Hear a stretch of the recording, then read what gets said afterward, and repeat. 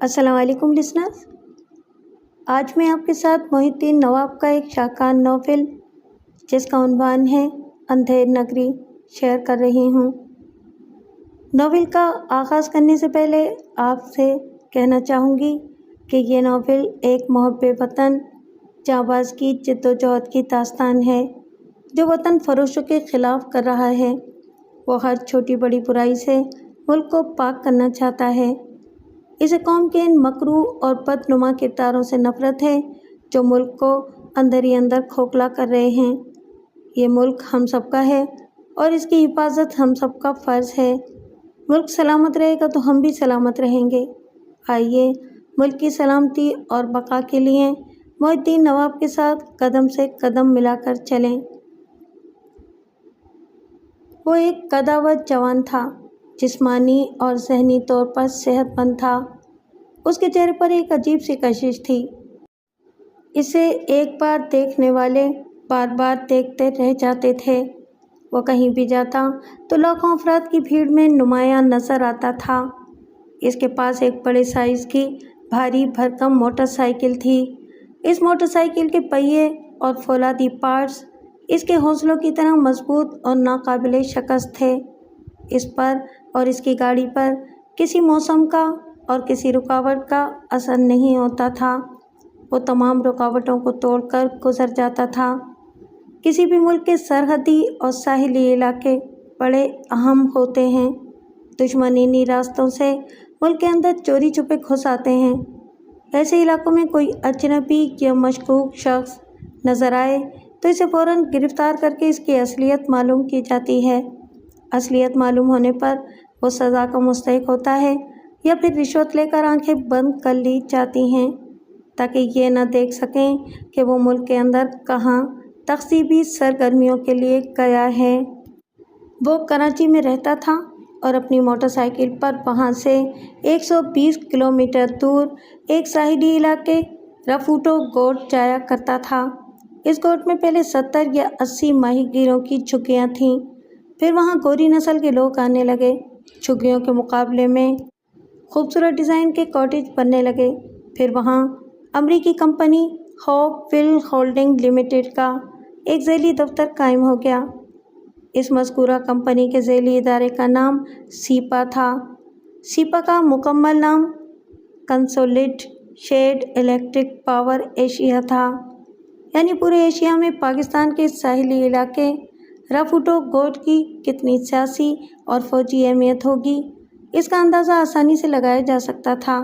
सारी दुनिया पर हुकूमत करने का अज़्म रखने वाला अमेरिका भी वहाँ बराह रास्त नहीं आया था। इसने बरतानिया की अमलदारी में रहने वाले इदारे सीपा को वहाँ पहुँचाया था। सीपा की वसी और अरीज़ दफ्तरी इमारत के अहाते में चारों तरफ ऊंचाई तक तार कांटे लगाए गए थे। इन तार कांटों से गुजरकर अहाते के अंदर पहुंचना दुश्वार था। फिर वहां से दफ्तरी इमारत में दाखिल होना और ज़्यादा दुश्वार था, क्योंकि गुजरने के हर दरवाजे पर खुदकार अलार्म लगे हुए थे। किसी भी दरवाजे की चौखट से गुजरते ही ख़तरे की घंटियां बजने लगती थीं। वो अपनी मोटरसाइकिल पर उधर से गुजरने लगा तो पुलिस की गाड़ी ने इसका रास्ता रोक लिया। उसने पूछा, क्या बात है? इंस्पेक्टर ने कहा, बात थाने में होगी, हमारी गाड़ी के साथ चले आओ। वो तेज़ रफ्तारी से मोटरसाइकिल ड्राइव करता हुआ इनसे बहुत आगे निकलता चला गया। इंस्पेक्टर ने चीख कर कहा, रुक जाओ, तुम फरार नहीं हो सकते, पकड़े जाओगे। इंस्पेक्टर चीखता रह गया। वो आगे जाकर नज़रों से ओझल हो गया। इंस्पेक्टर ने झुंझुलाकर सिपाही ड्राइवर से कहा, यह हमारी पेट्रोलिंग वैन है और तुम इसे बैलगाड़ी की तरह चला रहे हो, वो तो फरार हो गया है। सिपाही ड्राइवर ने कहा, जनाबे आली, पता नहीं इसकी मोटरसाइकिल में कितने हॉर्स पावर का इंजन लगा हुआ है। हमने परसों भी देखा था, वो तूफ़ानी रफ्तार से मोटरसाइकिल चलाता है। आप समझ सकते हैं हमारी वैन कितने पुराने मॉडल की है। ओए, ज़्यादा बकवास न कर, थाने चल। जब वो थाने पहुँचे तो बरामदे के सामने मोटरसाइकिल खड़ी हुई थी और वह अंदर मेज़ के एक तरफ कुर्सी पर बैठा हुआ था। इंस्पेक्टर ने इसे गुस्से से देखकर कहा, ہم نے تم سے کہا تھا ہماری گاڑی کے ساتھ تھانے چلو۔ یہ ضروری نہیں ہے کہ میں تمہاری گاڑی کے ساتھ چلتا، مجھے تھانے پہنچنا تھا، پہنچ گیا ہوں۔ تم ہو کون اور یہاں کیوں آئے ہو؟ تم نے یہاں بلایا ہے۔ میں تھانے کی نہیں، اس علاقے کی بات کر رہا ہوں۔ تم پرسوں بھی اس علاقے میں دیکھے گئے ہو اور سنا ہے اس سے پہلے بھی یہاں آئے تھے۔ میں آتا رہتا ہوں، یہ پاکستانی علاقہ ہے اور میں پاکستانی ہوں، کسی اجازت نامے کے بغیر آ سکتا ہوں۔ مگر کیوں آتے ہو؟ اس لیے کہ یہاں کہیں بھی علاقۂ ممنوعہ کا بورڈ نہیں لگا ہوا ہے۔ مگر ہم پولیس والے ہیں، تمہیں یہاں آنے سے روک سکتے ہیں۔ میں قانون کی کتابیں پڑھ چکا ہوں اور تمہیں پڑھا سکتا ہوں کہ مجھے روکنے کے لیے اپنے اوپر والوں سے اجازت نامہ حاصل کرنا ہوگا اور روکنے کی معقول وجوہات پیش کرنا ہوں گی۔ یہ تم نے کیا تم لگا رکھی ہے؟ میں یہاں کا افسر ہوں، خبردار، مجھے آپ سے مخاطب کر کے اخلاقی تقاضا پورا کرو۔ میں پاکستان کا ایک اعلیٰ تعلیم یافتہ معزز شہری ہوں، پہلے تم مجھے آپ سے مخاطب کر کے اخلاقی تقاضا پورا کرو۔ وہ اسے گھور کر دیکھنے اور سوچنے لگا۔ یہ جس طرح کڑک کر بول رہا ہے، اس سے ظاہر ہوتا ہے کہ کسی بڑے عہدیدار کا بیٹا یا کوئی رشتہ دار ہے۔ وہ ذرا نرم پڑھ کر بولا، تمہارا نام؟ میرا مطلب ہے کہ آپ کا نام کیا ہے، کہاں سے آئے ہیں اور کیا کرتے ہیں؟ اس نے اپنا شناختی کارڈ نکال کر اسے دیتے ہوئے کہا، اس میں میرا نام، پتہ اور تاریخ پیدائش لکھی ہوئی ہے۔ انسپکٹر نے شناختی کارڈ پڑھ کر حیرانی سے پوچھا، یہ کیسا نام ہے؟ یہاں نام کی جگہ وہاب ہمایوں عرف وہ لکھا ہوا ہے۔ وہ میرا نام نہیں، عرفیت ہے، انسپکٹر نے گھور کر کہا۔ تم بکواس کر رہے ہو۔ تم نہیں، آپ، ورنہ میں بھی جواباً تم کہوں گا۔ اس نے غصے سے اسے دیکھا اور پھر کہا، آپ مجھے سچ بتائیں، اس علاقے میں کیوں آتے ہیں؟ کراچی کے ساحل سمندر پر مسلمان عورتیں پورے لباس میں تفریح کے لیے آتی ہیں۔ یہاں ساحل پر کوری کوری انگریز عورتیں مختصر ترین لباس میں جلوے دکھاتی ہیں۔ خودبین سے دیکھنا پڑتا ہے کہ ان کے بدن پر لباس ہے بھی یا نہیں۔ انسپکٹر جبراً مسکرایا، سمجھ گیا کہ وہ دھونس میں نہیں آئے گا۔ اس نے ہنستے ہوئے کہا، آپ بڑے زندہ دل ہیں، مجھے اپنا دوست سمجھیں، لیکن ملازمت ایسی ہے کہ ضابطے کی کارروائی کرنی پڑتی ہے۔ پلیز اب سنجیدگی سے بتائیں کہ آپ کیا کرتے ہیں۔ دیکھیں، آپ نے دوست کہا ہے تو پھر آپ میرے دوست بن کر رہیں گے اور میرا راز کسی کو نہیں بتائیں گے۔ انسپکٹر اپنی کرسی پر سیدھا ہو کر بیٹھ گیا، پھر بولا، بالکل بالکل، اپنا سمجھ کر بولیں، اگر کوئی ایسی ویسی بات ہوئی تو میں سنبھال لوں گا۔ وہ بولا، دراصل میں اس کوٹ میں گھنٹے یا 2 گھنٹے رہتا ہوں، اس کے بعد یہاں سے آگے 7 کلومیٹر پر کیٹی بندر ہے۔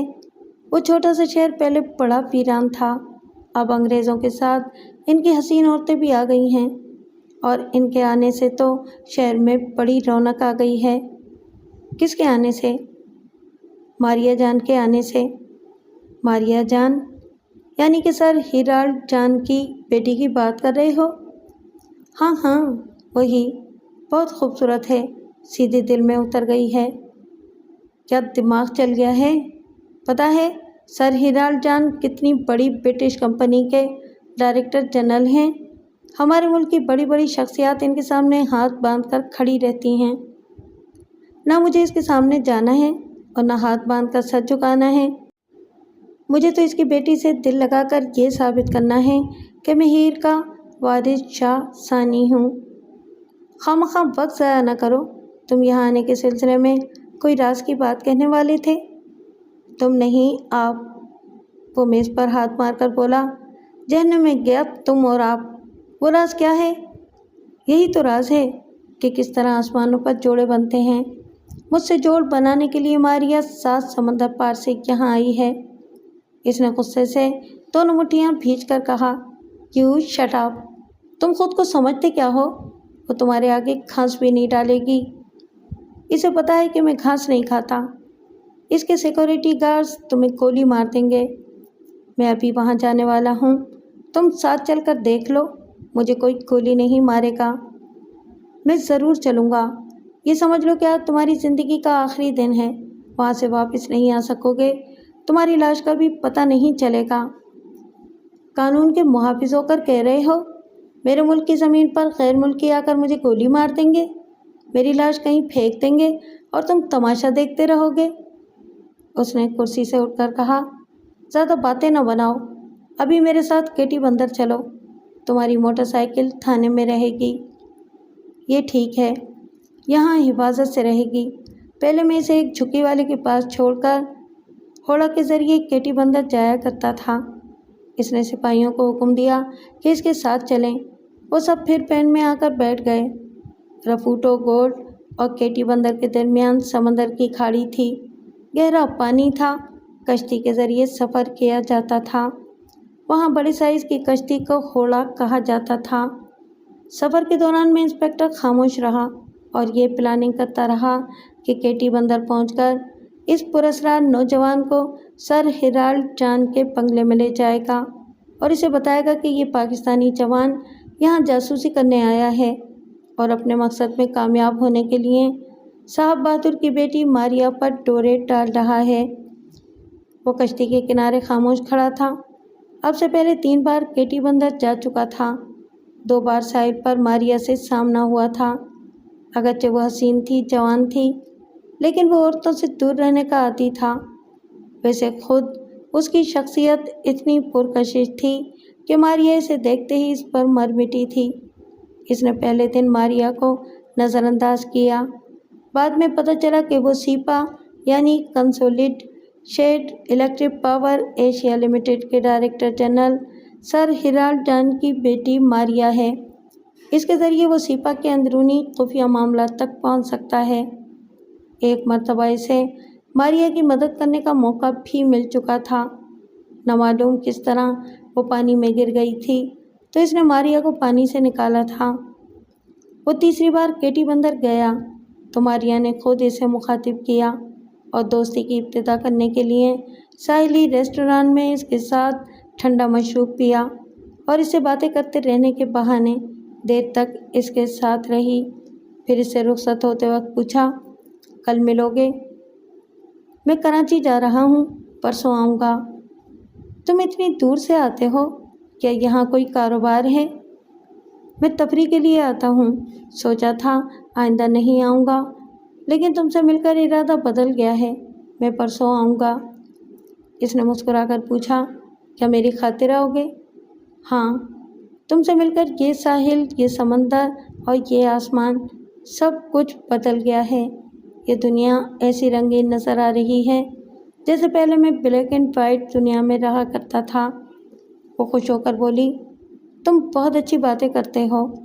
میں نے تمہیں اب تک یہ نہیں بتایا ہے کہ میں کتنے بڑے باپ کی بیٹی ہوں۔ تم پہلے مقامی جوان ہو جس سے میں قریب ہو کر باتیں کر رہی ہوں۔ تعجب ہے، تم پاکستان میں ہو اور یہاں کے مقامی لوگوں سے دور رہتی ہو۔ یہاں کے مقامی لوگ غیر ملکیوں کو اور خاص طور پر ہم گوروں کو پسند نہیں کرتے۔ ظاہر ہے، کسی کی زمین پر جا کر گھر اور دفتر بنا کر رہا جائے تو وہ کسی بھی اجنبی کو پسند نہیں کریں گے۔ اگر ہم تمہارے ملک میں جا کر ایسا کریں تو تمہارے لوگ بھی ہمیں کبھی برداشت نہیں کریں گے۔ ہاں، یہ قدرتی بات ہے۔ ویسے یہاں کے مقامی باشندے ہمیں ناپسند کرنے کے باوجود ہمارے تابعدار ہیں۔ اس ملک کے قانون کے محافظ ہمارے محافظ بن کر رہتے ہیں۔ ہاں، اگر پولیس اور انتظامیہ کو خرید لیا جائے تو آدھا ملک اپنے قبضے میں آ جاتا ہے۔ تمہارے لہجے میں طنز ہے، کیا ہماری موجودگی تمہیں بھی پسند نہیں ہے؟ یہاں کے مقامی لوگ تعلیم سے محروم ہیں اور باہر کی دنیاوی سیاست کو نہیں سمجھتے ہیں، مگر ہم تعلیم یافتہ لوگ غیر ملکیوں کو اپنی زمین پر زیادہ تعداد میں دیکھ کر تجسس میں مبتلا ہو جاتے ہیں کہ اپنا ملک چھوڑ کر یہاں آنے والے کیوں آئے ہیں، اور وہ بھی ساحلی سمندری علاقے میں۔ میں سمجھ گئی، تم جاسوسی کرنے آئے ہو۔ میں جاسوس تو نہیں ہوں، لیکن ہر محب وطن کو ایک جاسوس کی طرح اپنی آنکھیں کھلی رکھنی چاہیے۔ فار گاڈ سیک، ڈیڈی کے سامنے ایسی باتیں نہ کرنا، इनके शिकारी कुत्ते तुम्हारे गोश्त पोश्त को नोच डालेंगे। तुम सिर्फ हड्डियों का ढांचा रह जाओगे। यानी ऐसी कोई बात है कि तुम्हारे डैडी मुझसे ख़तरा महसूस करेंगे जबकि तुम महसूस नहीं कर रही हो? पता नहीं मेरे अंदर क्या हो रहा है। मेरा दिल और दिमाग बेख्तियार तुम्हारी तरफ खिंचा जा रहा है। मैं तुम्हें ज़िंदा सलामत देखना चाहती हूँ, इसलिए तुम्हें ख़तरे का एहसास दिला रही हूँ। प्लीज़ यहाँ किसी जासूस के अंदाज में ना बोलो, ना कोई ऐसी हरकत करो कि डैडी के गार्ड्स तुम्हें गोली मार दें या तुम्हारे ही मुल्क की पुलिस यहाँ तुम्हारा दाखिला ममनू कर दे। ताज्जुब है, आज पहली तफसीली मुलाकात में तुम अपने डैडी की पॉलिसी के ख़िलाफ़ मेरी सलामती की बातें कर रही हो। ये तुम्हारे लिए पहली मुलाकात है, मगर मेरी तो तीसरी मुलाकात है। पहले दिन मैंने तुम्हें दूर ही दूर से देखा, तुमसे मुतासिर होती रही और दिल को समझाती रही कि मुझे इस मुल्क के तालीम याफ्ता लोगों से दूर रहना चाहिए। मैं दूर तो रही, मगर दूसरी बार तुम्हें देखने के लिए बेचैन रही। तुम 3 दिनों के बाद दिखाई दिए। इन 3 दिनों में पूरी नींद न सो सकी। हर सुबह ऐसा लगता रहा जैसे जागती रही हूँ और तुम्हें सोचती रही हूँ। मैं दूसरी बार तुम्हारे सामने से कई बार गुजरी, अनजान बनकर तुम्हें अपनी तरफ मुतवज्जा करने की कोशिश करती रही, लेकिन तुम्हारे रवैये से अंदाज़ा हुआ कि तुम हुस्न परस्त और हवीस परस्त नहीं हो। तुम्हारे किरदार की इस खूबी ने मेरा दिल जीत लिया। हमारी जैसी मगरबी औरतें भी यही चाहती हैं कि जो हमारे जिस्म जान का मालिक हो वो सिर्फ हमारा ही रहे। लिहाजा मैंने पानी में गिरकर तुम्हें अपनी तरफ मुतवज्जा करने की कोशिश की। तुमने मेरे बारे में बहुत दूर तक सोच लिया, इसलिए मुझसे दोस्ती कर ली। अभी तो मैं जा रहा हूँ, परसों आऊँगा। तब तक अपने दिल और दिमाग से पूछती रहो कि सारी उम्र दोस्ती निभा सकोगी। हमारा मुल्क, हमारी कौम, हमारा मज़हब और हमारी तहज़ीब एक दूसरे से बहुत मुख्तलिफ हैं, और सबसे तशवीशनाक पहलू ये है कि तुम्हारे डैडी को मेरी हुब्बुल वतनी जहर लगेगी। हम डैडी को ख़बर नहीं होने देंगे और मिलते रहेंगे। सॉरी मारिया, हमारी तहज़ीब में और हमारे दीन में गर्लफ्रेंड्स और बॉयफ्रेंड्स बनकर रहने की इजाज़त नहीं है। अगर तुम शादी के बाद मेरी बीवी बनकर रहोगी तभी तुम्हारे नज़दीक जा सकूँगा, वरना दूर से तुम्हें देखता रहूँगा। तमाम मुसलमान तो ऐसे नहीं होते। तुम इंतहा पसंद मुसलमानों में से हो। तुम तालीम याफ्ता हो, तुम्हें अपने उसूलों में लचक पैदा करनी चाहिए। हम जिस औरत को अपने घर की इज्जत बना लेते हैं, इसे लचकदार नहीं बनाते। मेरा ख़्याल है हम बातें करते रहेंगे तो बात बढ़ती रहेगी। फिर मुझे भी वापसी में देर हो रही है, मैं जा रहा हूँ, परसों आऊँगा। वो इसे सोचता हुआ छोड़कर चला आया था और अब एक दिन के वक्फे के बाद जा रहा था, लेकिन इस बार वो पुलिस इंस्पेक्टर इसके साथ था और मारिया से मुलाकात होने वाली बात इसके बाप हिराल्ड जान तक पहुंचने वाली थी। इसने पलटकर इंस्पेक्टर को देखा। कश्ती घाट से लग रही थी।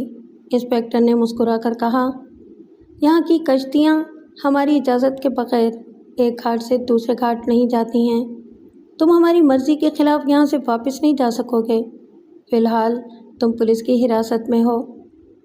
मेरी समझ में नहीं आता कि बग़ैर किसी जुर्म के क्यों मुझसे ऐसा सलूक करना चाहते हो।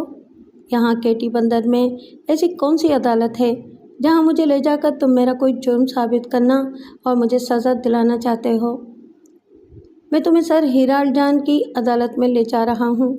तुमने मेरे पूछने पर नहीं बताया। इस अदालत में बताना होगा कि इन इलाकों में क्यों आते हो। वो सिपाहियों के नरखे में कश्ती से उतरकर किनारे पर आया। इसके आगे इंस्पेक्टर था। इसी वक्त एक खूबसूरत सी महंगी कार आकर रुकी। मारिया दरवाज़ा खोलकर बाहर आई। इंस्पेक्टर और सिपाहियों ने इसे देखते ही ऐसे सलूट किया जैसे वो इनके अफसर हो। इसने इन्हें नज़रअंदाज किया। आगे बढ़ते हुए वो उसे कहा, मैं सही वक्त पर पहुंची हूँ। इधर कश्ती घाट से लगी और मैं आ गई। आओ हम चलें। इंस्पेक्टर ने परेशान होकर कहा, मिस साहिबा, ये कैदी है, हम इसे आपके डैडी के पास लेके जा रहे हैं।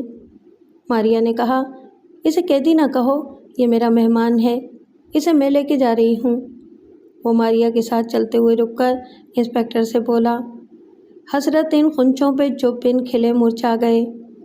انسپیکٹر نے اسے غور سے اور غصے سے دیکھا۔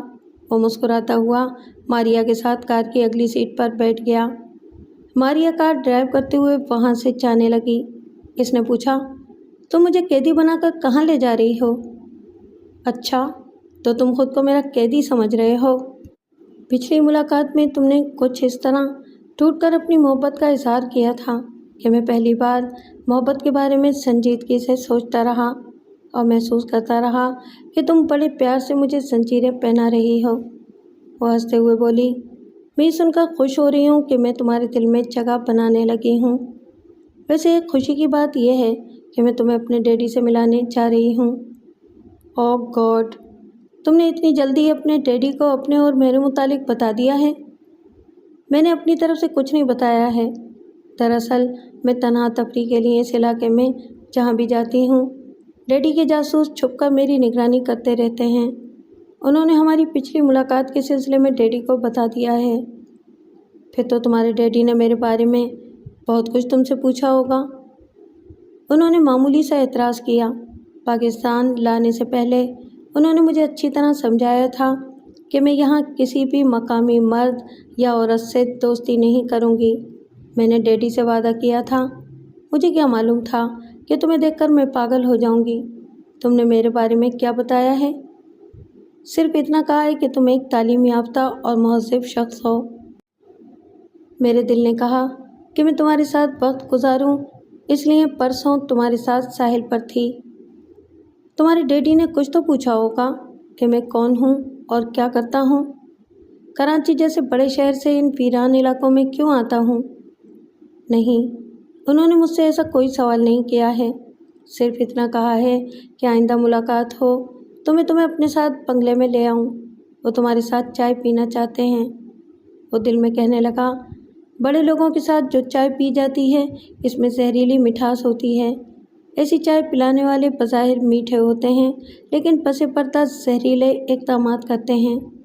ماریا کا باپ یقیناً میرے متعلق رازداری سے معلومات حاصل کر رہا ہوگا اور کچھ مجھ سے مل کر میری باتوں سے بہت کچھ معلوم کرنے کی کوشش کرے گا۔ ماریا کی کار ایک بڑے سے بنگلے کے احاطے میں پہنچ کر رک گئی۔ وہ اس کے ساتھ کار سے اتر کر دیکھنے لگا۔ مسلح کارز کئی جگہ نظر آ رہے تھے۔ اس بنگلے کے آس پاس سے کسی مقامی باشندے کو گزرنے کی اجازت نہیں تھی۔ وہ پہلا پاکستانی جوان تھا جو ماریا کے ساتھ اس بنگلے کے اندر آیا تھا۔ ماریا نے ڈرائنگ روم میں پہنچ کر کہا، یہاں بیٹھو، میں ابھی ڈیڈی کو بلا کر لاتی ہوں۔ وہ ڈرائنگ روم سے چلی گئی۔ ایک سیکورٹی افسر نے آ کر کہا، سر، آپ مس صاحبہ کے ساتھ آئے ہیں اس لیے باہر آپ کی تلاشی نہیں لی۔ وہ صوفے سے اٹھ کر بولا، بے شک تمہیں اپنی ڈیوٹی کرنی چاہیے۔ اس سیکورٹی افسر نے ڈیٹیکٹیو والے سے اسے سر تپا چیک کیا، پھر مطمئن ہو کر چلا گیا۔ پھر دو گن مین آ کر اس کے سامنے ذرا دور جا کر کھڑے ہو گئے۔ انہوں نے کلاشنکوف کو اس طرح پکڑا تھا جیسے اسے نشانے پر رکھا ہو۔ تھوڑی دیر بعد ایک صحت مند بوڑھا انگریز ماریا کے ساتھ آیا۔ ماریا نے کہا، یہ میرے ڈیڈی ہیں اور یہ وہی ہیں، ان کا نام عجیب سا ہے، مسٹر ہی، یعنی کہ وہ۔ ہیرالڈ جان نے اس سے مصافحہ کرتے ہوئے کہا، بیٹھ جاؤ، میں بہت مصروف رہتا ہوں، کسی سے ملاقات نہیں کرتا، لیکن اپنے بیٹی کی خوشی کے لیے تمہارے ساتھ چائے پینے تک گفتگو کروں گا۔ وہ دونوں کچھ فاصلے پر آمنے سامنے صوفوں پر بیٹھ گئے۔ اس نے بیٹی سے کہا، ڈارلنگ بیبی، تم جاؤ اور چائے بھیج دو۔ ماریا مسکراتی ہوئی چلی گئی۔ ہیرالڈ جان نے پوچھا، تم نے میری بیٹی سے کب اور کیسے ملاقات کی تھی؟ میں نے نہیں، آپ کی صاحبزادی نے پرسوں مجھ سے ملاقات کی تھی۔ میری بیٹی بہت بھولی ہے، ہر چمکتی ہوئی چیز کو سونا سمجھ لیتی ہے۔ بائی دا وے، تم کرتے کیا ہو؟ کراچی میں مڈل کلاس والوں کے لیے ایک ریسٹوران ہے، میں اس کا مالک ہوں۔ میرے ملازم دیانتداری سے کام کرتے ہیں، میں بے فکری سے گھومتا پھرتا رہتا ہوں۔ میرے والدین وفات پا چکے ہیں، رشتہ داروں سے کوئی خاص تعلق نہیں رہتا ہے۔ یوں سمجھیں کہ اتنی بڑی دنیا میں تنہا ہوں۔ تم یہاں کئی بار دیکھے گئے ہو۔ यहाँ से कराची 150 किलोमीटर के फासले पर है। क्या किसी ख़ास मकसद से इतनी दूर आते रहते हो? शहर के हंगामों से दूर ये पुरसुकून इलाका है। मैं सुकून हासिल करने के लिए यहाँ आता हूँ। इस मुल्क में और भी कई पुरसुकून मकामात हैं, वहाँ क्यों नहीं जाते? हर शख्स की अपनी अपनी पसंद है। मैं आपसे ये नहीं पूछ सकता कि इंग्लैंड जैसे खूबसूरत मुल्क को छोड़कर आपने पाकिस्तान के इस वीरान इलाके में क्यों रिहाइश इख्तियार की है। मैं सीपा का डायरेक्टर जनरल हूँ। तुम्हारी हुकूमत ने केटी बंदर में एक बहुत बड़ा बिजली घर कायम करने के लिए हमसे मुआहदा किया है। मैं इस मुआहदे की तकमील के लिए आया हूँ। ये सुनकर खुशी हो रही है कि आपके ताउन से यहाँ बिजली घर कायम होगा। फिर तो यहाँ के रास्तों और गलियों और झुग्गियों में बिजली की रोशनी होगी। ये इलाका जगमगाते हुए और भी खूबसूरत लगेगा। ऐसा होगा तो मैं यहाँ मुस्तकिल रिहाइश इख्तियार कर लूँगा।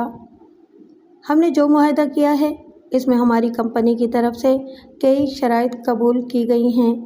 इनमें से एक शर्त यह है कि कोई ऐसा शख्स जिसका ताल्लुक़ केटी बंदर और आसपास के इलाकों से ना हो, इसे यहाँ आने की इजाज़त नहीं दी जाएगी। आपने ये शर्त क्यों रखी है और हमारी हुकूमत ने किस बुनियाद पर यह शर्त कबूल की है? इस बुनियाद पर कि कराची में दहशतगर्द ज़्यादा हैं। वहाँ आए दिन तख्सीबी कार्रवाइयाँ होती रहती हैं। वो केटी बंदर आकर बिजली घर के अजीम मंसूबे की तकमील में रुकावटें पैदा कर सकते हैं। ऐसी दहशतगर्दी कर सकते हैं कि कंपनी के तमाम गैर मुल्की कारकुन दहशतज़दा होकर यहाँ से जा सकते हैं। वो तायद में सर हिलाकर बोला, ये पाकिस्तान की ज़मीन है, लेकिन पाकिस्तानी बाशिंदों को यहाँ आने से रोकने की बड़ी ठोस वजह बयान की गई है। अगर मैं ये साबित कर दूँ कि मैं एक पुरअमन शहरी हूँ, न दहशतगर्द हूँ और न ही दहशतगर्द गिरोहों से मेरा कभी कोई ताल्लुक़ रहा है, तो फिर आप मुतमईन हो जाएंगे।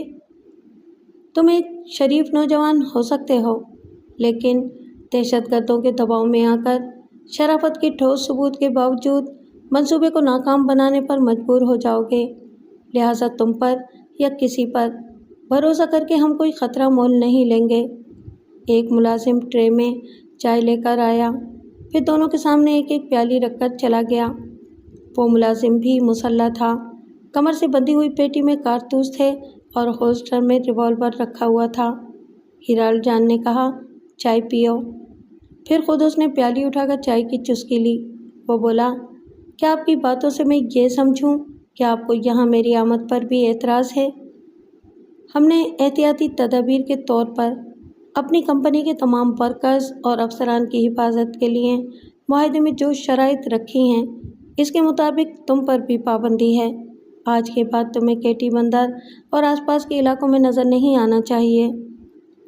मारिया ड्राइंग रूम और डाइनिंग रूम के दरमियानी पर्दे के पीछे खड़ी हुई सुन रही थी। इसने पर्दा हटाकर बाप की तरफ आते हुए कहा, डैडी, ये मुनासिब नहीं है। आपको मुआहदे के अलावा ये भी सोचना चाहिए कि ये मेरे दोस्त हैं।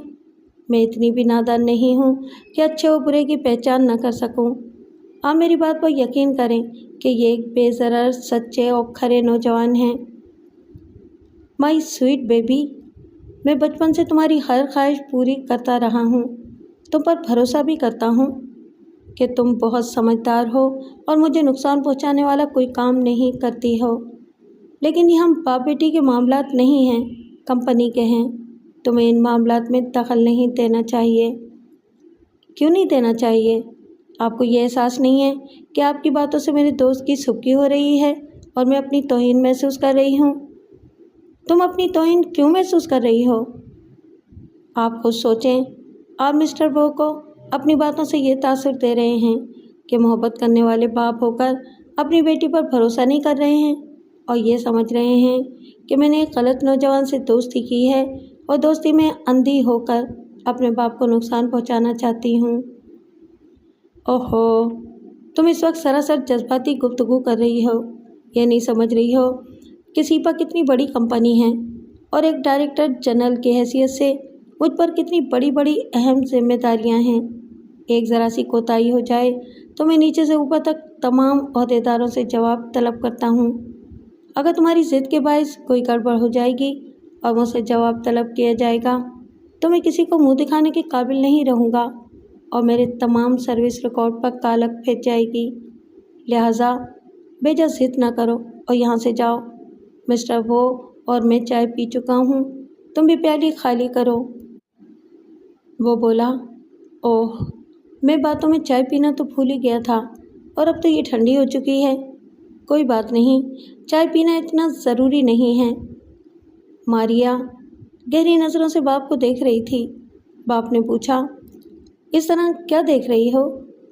सोच रही हूँ कि मम्मी के इंतकाल के बाद आपने दूसरी शादी नहीं की। मुझसे इतनी मोहब्बत करते हैं कि मुझे देख देख कर जीते हैं।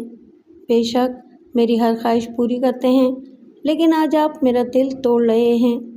मुझे अफसोस है, मैं अपने फ़राइज़ से मजबूर हूँ। तुम्हारी खातिर इतनी रियायत करता हूँ कि तुम मिस्टर वो के साथ शाम तक इस शहर में घूम सकती हो और घाट तक जाकर इन्हें अलविदा कह सकती हो। इसके बाद फिर मिस्टर वो यहाँ कभी नहीं आएंगे। डैडी, 2 दिन से मेरे और आपके दरमियान बहस हो रही है और आप मेरी खातिर अपने उसूलों में कोई लचक पैदा नहीं कर रहे हैं। लेकिन मैं भी आपकी बेटी हूँ, मैंने भी कुछ सोच रखा है। क्या सोच रखा है? वो बोली, आपने यहाँ की हुकूमत से जो मुआहदा किया है, इसमें यह शर्त रखी है कि मिस्टर वो जैसे पाकिस्तानियों को केटी बंदर आने की इजाज़त नहीं दी जाएगी। लेकिन मुआहदे में ये कहीं लिखा हुआ नहीं होगा कि आपकी बेटी केटी बंदर से बाहर जाकर अपने किसी फ्रेंड से नहीं मिलेगी। लिहाजा मिस्टर वो पर पाबंदी आयद की जाएगी, तो मैं यहाँ से दूसरे इलाकों में जाकर अपने फ्रेंड से मिलती रहूँगी। हिराल जान ने परेशान होकर कहा, तुम्हारा दिमाग चल गया है? केटी बंदर से अगर बाहर पाकिस्तानी पुलिस हमें तहफ़्फ़ुज़ देती है, लेकिन हमारे अपने सिक्योरिटी गार्ड्स इतने ज़्यादा नहीं हैं कि वो दूसरे इलाकों में जाकर तुम्हारी निगरानी करते रहें। आपको ये भी समझना चाहिए कि जब मैं केटी बंदर के बाहर जाऊंगी तो मिस्टर वो के साथ कराची और दूसरे शहरों में भी जा सकूंगी। वाकई आपके इतने सिक्योरिटी गार्ड्स नहीं हैं कि पूरे पाकिस्तान में हमारा पीछा कर सकें।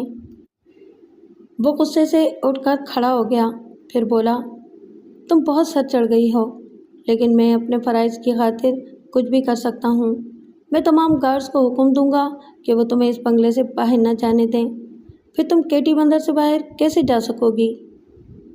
अगर मुझे यहाँ की 4 दीवारी में कैद किया गया तो मैं भूखी प्यासी मर जाऊँगी। आप आज़मा लें कि मैं कितनी ज़िद्दी हूँ। इस लम्हे से एक दाना भी मुँह में नहीं रखूँगी और एक कतरा पानी भी नहीं पीऊँगी। आप और आपके गार्ड्स मुझे मरने से नहीं रोकेंगे। वो बेबसी से बेटी को देखने लगा, फिर बोला, तुम मेरे लिए प्रॉब्लम पैदा कर रही हो। कोई प्रॉब्लम नहीं है, मिस्टर वो की ज़मानत मैं लेती हूँ। ये तन्हा आते हैं, आपके जासूस जब मेरी निगरानी करते हैं तो मेरे फ्रेंड की भी तो निगरानी कर सकते हैं।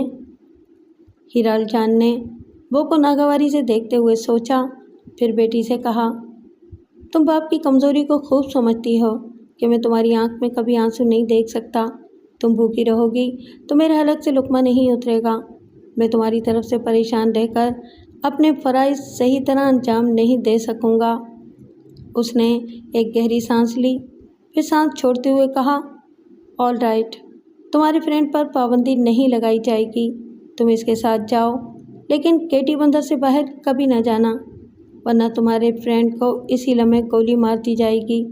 बस अब जाओ और मुझे अपना काम करने दो। वो खुश होकर वो के साथ जाने लगी। हिराल जान ने एक गार्ड से कहा, बाहर इंस्पेक्टर खड़ा हुआ है, इसे बुला कर लाओ। मारिया अपने महबूब के साथ बाहर चली गई। इंस्पेक्टर ने अंदर आकर हिराल जान को देखकर सैल्यूट किया, फिर कहा, यस सर, क्या हुक्म है?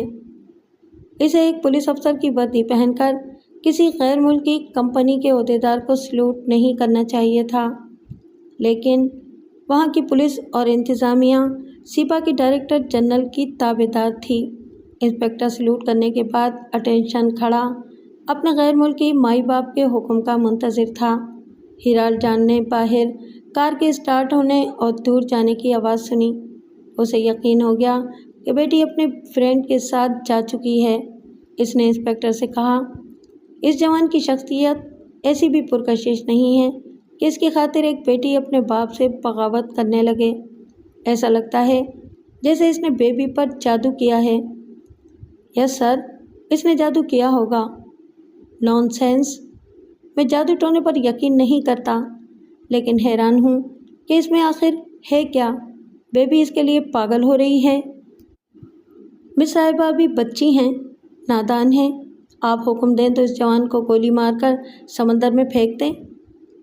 ہیرال جان نے ٹیلی فون کا ریسیور اٹھا کر نمبر ڈائل کیے۔ رابطہ قائم ہونے پر کہا، ہیلو، میں سیپا کا ڈائریکٹر جنرل بول رہا ہوں۔ کراچی میں ایک نوجوان ہے، اس کے شناختی کارڈ میں نام کی جگہ مسٹر وہ لکھا ہوا ہے۔ وہ ایک بی کلاس ریسٹوران کا مالک ہے۔ وہ منع کرنے کے باوجود یہاں آتا ہے۔ میں ایک پولیس انسپکٹر کو آپ کے پاس بھیج رہا ہوں، وہ اس جوان کی نشاندہی کرے گا۔ دوسری طرف سے پوچھا گیا، سر، آپ کیا چاہتے ہیں؟ اسے گرفتار کر کے سلاخوں کے پیچھے ڈال دیا جائے؟ نہیں، گرفتار کرنے سے وہ اپنے ذرائع سے رہا ہو سکتا ہے۔ اسے اس طرح ٹھکانے لگانا ہے جیسے دہشت گردوں نے اسے گولی مار دی ہو۔ سر، آپ جیسا چاہتے ہیں ویسا ہوگا، اور کوئی حکم؟ That's all. اس نے ریسیور رکھ کر انسپکٹر سے کہا، آج وہ جوان واپس جائے تو تم بھی اس کے ساتھ کسی سرکاری کام کے بہانے جاؤ اور دیکھو کہ اس کی رہائش گاہ اور ریسٹورانٹ کراچی میں کہاں ہے۔ اس کے بارے میں تفصیلی معلومات حاصل کرو، پھر ملاقات کرو۔ سمجھ گیا سر، میں تمام احکامات کی تعمیل کروں گا۔ وہ سلوٹ کر کے چلا گیا۔ اس نے پھر فون کے ذریعے رابطہ کیا اور پوچھا، وہ دونوں کہاں ہیں؟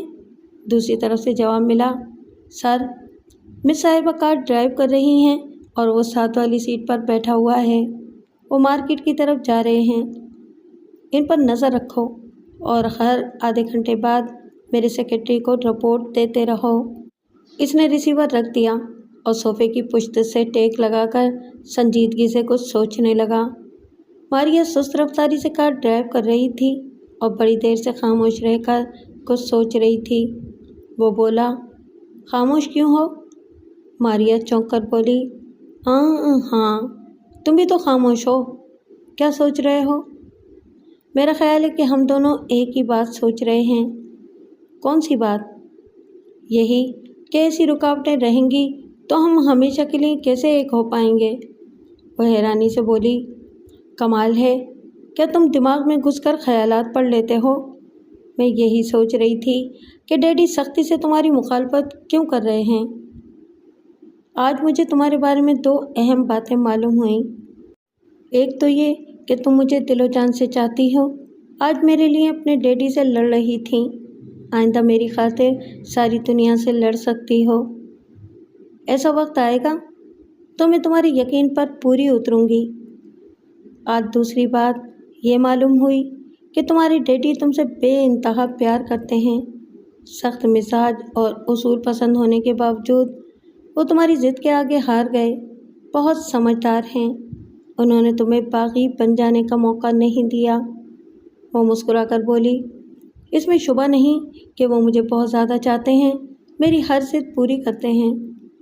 حالات بتا رہے ہیں کہ تم جلدی ایک ایسے دورائے پر کھڑی ہوگی جب یہ فیصلہ نہیں کر پاؤ گی کہ اپنے ڈیڈی کو زیادہ چاہتی ہو یا مجھے۔ میں دونوں کو دل و جان سے زیادہ چاہتی ہوں۔ اگر بچھڑنے کا وقت آئے کہ تمہیں مجھ سے جدا ہونا ہوگا یا ڈیڈی کو چھوڑ کر میرے ساتھ بھاگنا ہوگا تو کیا کرو گی؟ وہ تھوڑی دیر تک سوچتی رہی، پھر بولی، 99% لڑکیاں اپنے باپ سے محبت کرتی ہیں لیکن ایک دن اسے چھوڑ کر چلی جاتی ہیں۔ وہ باپ کی رضامندی سے جاتی ہیں، مگر تمہارا معاملہ تو مختلف ہے، تمہیں باپ کی رضامندی حاصل نہیں ہوگی۔ میرے ساتھ زندگی گزارنے کی خاطر تمہیں ہمیشہ کے لیے باپ کو چھوڑنا ہوگا، پھر یہ فیصلہ کرنا ہوگا کہ تمام عمر دوست بن کر رہو گی یا شریک حیات، پھر یہ کہ شریک حیات بن کر رہنے کے لیے تم کسی دباؤ کے بغیر اپنی مرضی سے اسلام قبول کرو گی۔ وہ مارکیٹ روڈ سے گزر رہے تھے جیسا کہ ہیرال جان کے ایک جاسوس نے اطلاع دی تھی، لیکن وہ کچھ خریدنے کے لیے مارکیٹ میں نہیں رکے، آگے بڑھتے ہوئے سمندر کے ساحلوں کی طرف جانے لگے۔ ماریا نے کہا، ہاں، تمہیں پانے کے لیے مجھے بڑی آزمائشوں سے گزرنا ہوگا۔ اگر تم چاہو تو صرف بوائے فرینڈ رہ کر مجھے تمام آزمائشوں سے بچا سکتے ہو۔ ماریا، سمجھنے کی کوشش کرو۔ ہم دوست بن کر ایک دوسرے کے قریب رہیں گے تو جذبات بھڑکیں گے اور ہم بے قابو ہو کر گناہ کے راستے پر چل پڑیں گے۔ تم اسے گناہ کیوں کہتے ہو؟ یہ تو انسانی فطرت اور عمر کے تقاضے ہیں۔ یورپ اور امریکہ میں لڑکے لڑکیاں آزادی سے ایک دوسرے کی ضرورتیں پوری کرتے ہیں۔ اس طرح ملکوں، قوموں اور مذہبوں کا فرق مٹا کر فراغ دلی سے صرف انسانی رشتے قائم کرتے ہیں۔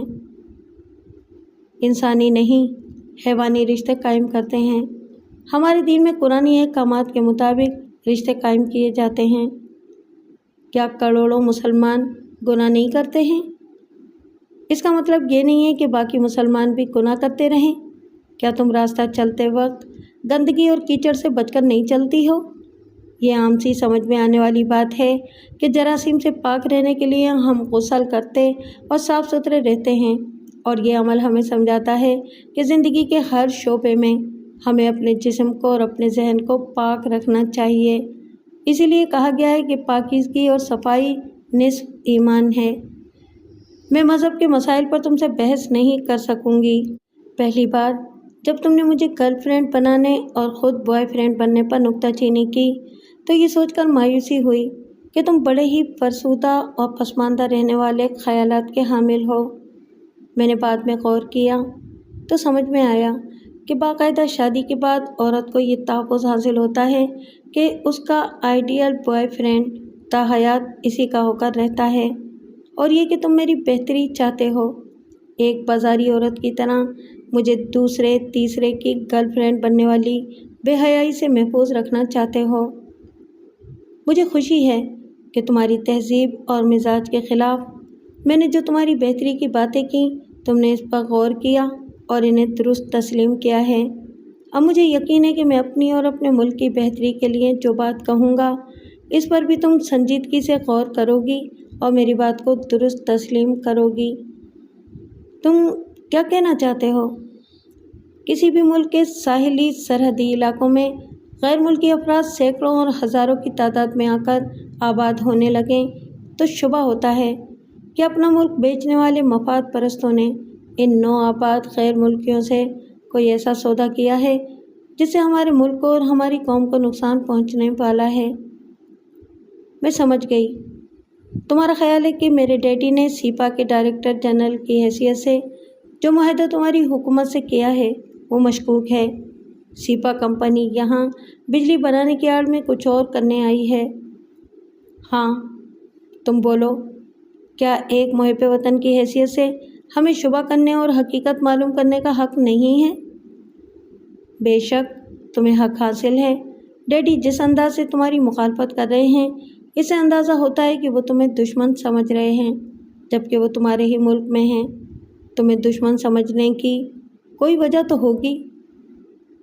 تم ذرا غور کرو، اگر صرف یہاں بجلی گھر بنایا جائے گا تو اس میں اس قدر محتاط رہنا کیوں ضروری ہے کہ ہماری یہاں آمد پر پابندیاں عائد کی جائیں اور یہاں آنے والے پاکستانیوں کو خواہ دہشت گرد سمجھا جائے؟ سیدھی سی بات ہے، تمہیں اپنا شبہ دور کرنا چاہیے۔ کیا تم نے سوچا ہے کہ شبہ کس طرح دور کیا جا سکتا ہے؟ وہ اصل معاہدہ جو ہماری حکومت اور سیپا کے درمیان ہوا ہے، میں اسے پڑھ کر مطمئن ہو سکتا ہوں۔ یہاں ڈیڈی کے دفتر میں سخت سیکورٹی کے انتظامات ہیں۔ ان کے خاص دفتری کمرے میں ان کی اجازت کے بغیر چپراسی بھی قدم نہیں رکھ سکتا ہے، جہاں وہ ریوالنگ چیئر پر بیٹھتے ہیں۔ اس کے پیچھے ایک بڑا سا آہنی سیف ہے جس میں اہم دستاویزات رکھی رہتی ہیں۔ وہ دستاویزات مختلف فائلوں میں ہوں گی۔ کیا تم نے کبھی توجہ سے انہیں دیکھا ہے؟ بہت زیادہ توجہ سے تو نہیں دیکھا، پھر بھی یاد ہے کہ ایک فائل پر کیٹی بندر پاور ہاؤس بجلی گھر لکھا ہوا تھا۔ کیا اس فائل پر سرخ فیتہ لگا ہوا تھا؟ وہ سوچنے لگی۔ اس نے سمندر کی ساحلی سڑک کے کنارے کار روک دی، پیشانی کو ایک انگلی سے سہلاتے ہوئے بولی، میں ذرا الجھ گئی ہوں۔ میں نے سرخ فیتے والی فائل دیکھی تو ہے، लेकिन शायद इस पर केटी बंदर पावर हाउस नहीं लिखा हुआ था। मुझे याद नहीं आ रहा है, इस पर कुछ लिखा हुआ था। वो समझ गया कि सुर्ख फीते वाली फाइल पर टॉप सीक्रेट लिखा होगा। वो अनजान बनकर बोला, तुम तन्हाई में याद करोगी तो शायद याद आ जाए। वैसे वो मुआहिदा केटी बंदर पावर हाउस वाले फाइल में ही होगा। वो मुआहिदा किसी तरह पढ़ने को मिल जाए तो मैं मुतमईन हो जाऊंगा। मुश्किल है, डैडी राज़ी नहीं होंगे कि सिपा से किया हुआ कारोबारी मुआहिदा कोई गैर मुतालिक शख्स पढ़े। वो उसूलों के सख्त पाबंद हैं। ये तो वाकई उसूलों की बात है कि बड़े पैमाने पर किए जाने वाले मुआहिदों को दूसरों से छुपाया जाता है, लेकिन मैं इसे हर हाल में पढ़ना चाहूँगा। वो दोनों थोड़ी देर तक खामोश रहकर सोचते रहे। फिर वो बोली, बेहतर है पहले हम अपने बारे में ये फैसला करें कि हमें ताहयात अज़दवाजी ज़िंदगी गुजारने के लिए क्या करना है। इसके बाद हम इस मुआहदे की बात करेंगे। वो बोला, ये फैसला मैंने तुम पर छोड़ा है कि मेरे साथ अज़दवाजी ज़िंदगी गुजारने के लिए तुम क्या कर सकती हो। मैं 3 दिन से सोच रही हूँ कि तुम्हें अपना बनाने के लिए मुझे अपना मज़हब छोड़कर इस्लाम कबूल करना चाहिए या नहीं। दिलो दिमाग में यही एक बात नक्श रही कि मैं तुम्हारे बगैर नहीं रह सकूँगी। अगर मैंने खुद पर जब्र किया और तुमसे दूर रही तो एब नॉर्मल हो जाऊँगी। वो नफ्सियाती पहलू से दुरुस्त कह रही थी। इंसान को जो चीज़ हासिल ना हो, इसके हुसूल के लिए वो सारी ज़िंदगी बेचैन रहता है। अगर कुछ कुर्बानियाँ देकर इसे हासिल कर सकता था तो फिर क्यों हासिल नहीं किया। बाद में वो पछताता रहता है। इसने पूछा, तुम अभी कश्मकश में हो या किसी नतीजे पर पहुंच रही हो। मैं कह चुकी हूँ तुम्हारे बगैर नहीं रह सकती। मैं तुम्हारा दीन इस्लाम कबूल करूँगी, डैडी को भी छोड़कर तुम्हारे साथ जाऊँगी। लेकिन उसने बात अधूरी छोड़कर स्टीयरिंग पर हाथ मारा। फिर बेचैनी से पहलू बदलकर इसकी तरफ घूमकर कहा, लेकिन मैं तुम्हारे लिए मुसीबत बन जाऊँगी। मुसीबत कैसे बनोगी? ऐसी क्या बात है? तुम नहीं जानते, मेरे डैडी यहाँ से यूके और अमेरिका तक वसी ज़राए के मालिक हैं। मैं तुम्हारे साथ कहीं भी जाऊँगी तो इनके जासूस और आलाएकार तुम्हारा पीछा करेंगे। शायद वो मुझे नुकसान ना पहुँचाएं, लेकिन तुम्हें ज़िंदा नहीं छोड़ेंगे। वो हंसते हुए बोला, तुम मेरी फ़िक्र ऐसे कर रही हो जैसे मुझे कभी मौत नहीं आएगी। कातिब तकदीर ने मेरी मौत का जो वक्त मुकर्रर किया है, इससे पहले तुम्हारे डैडी के आलाएकार मुझे मार नहीं सकेंगे। मैं समझती हूँ कि तुम बहुत बहादुर हो, यहाँ जान हथेली पर लेकर आते हो, लेकिन तुम्हें कुछ हो जाएगा तो मैं बिल्कुल तन्हा रह जाऊँगी। डैडी मुझे ज़बरदस्ती वापस ले जाएंगे तो तुम्हारे बगैर जी नहीं सकूँगी। मुझसे सिर्फ मोहब्बत ना करो, मुझ पर एतमाद भी करो। मैं तुम्हारी खातिर मौत से लड़ता रहूँगा। मैं सच कहती हूँ, ज़िंदगी में पहली बार अपने डैडी से ज़्यादा तुम पर भरोसा करने लगी हूँ। ये मेरा अटल फैसला है कि तुम जहाँ जाओगे वहाँ जाऊँगी। तुम्हारी मोहब्बत मेरा हौसला और बढ़ा रही है। मैं इस मुआहदे को पढ़कर मुतमईन होकर उसी दिन तुम्हें अपने साथ ले जाऊँगा। अब सवाल ये है कि तुम वो मुआहदा किस तरह पढ़ सकोगे, या हम किस तरह इसे चुरा कर ले जा सकेंगे। वो थोड़ी देर तक सोचती रही, फिर बोली, क्या मैं डैडी से ज़िद करूं कि वो तुम्हें मुआहदा पढ़ने को दें। वो सोचती हुई नज़रों से इसे देखकर बोला, अगर तुम्हारे डैडी नादान नहीं हैं, वो मेरे यहाँ आने का मकसद समझ रहे होंगे। अगर मुआहदा सीधा और साफ कारोबारी होगा तो वो तुम्हारी ज़िद मानकर मुझे पढ़ने के लिए पेश कर सकते हैं। अगर इस मुआहदे में हमारे मुल्क को किसी तरह नुकसान पहुंचाने वाली बात होगी तो वो तुम्हारी ज़िद के आगे कभी नहीं झुकेंगे। वो मेरे और ज़्यादा दुश्मन हो जाएंगे। अभी वो मेरे डैडी हैं, मैं बेटी हूँ, अपनी बात मनवाऊँगी। जब वो तुम्हारे जानी दुश्मन बन जाएंगे तो तुम प्लानिंग करो कि हम किस तरह इस मुआहदे को चुरा कर यहाँ से ले जा सकते हैं।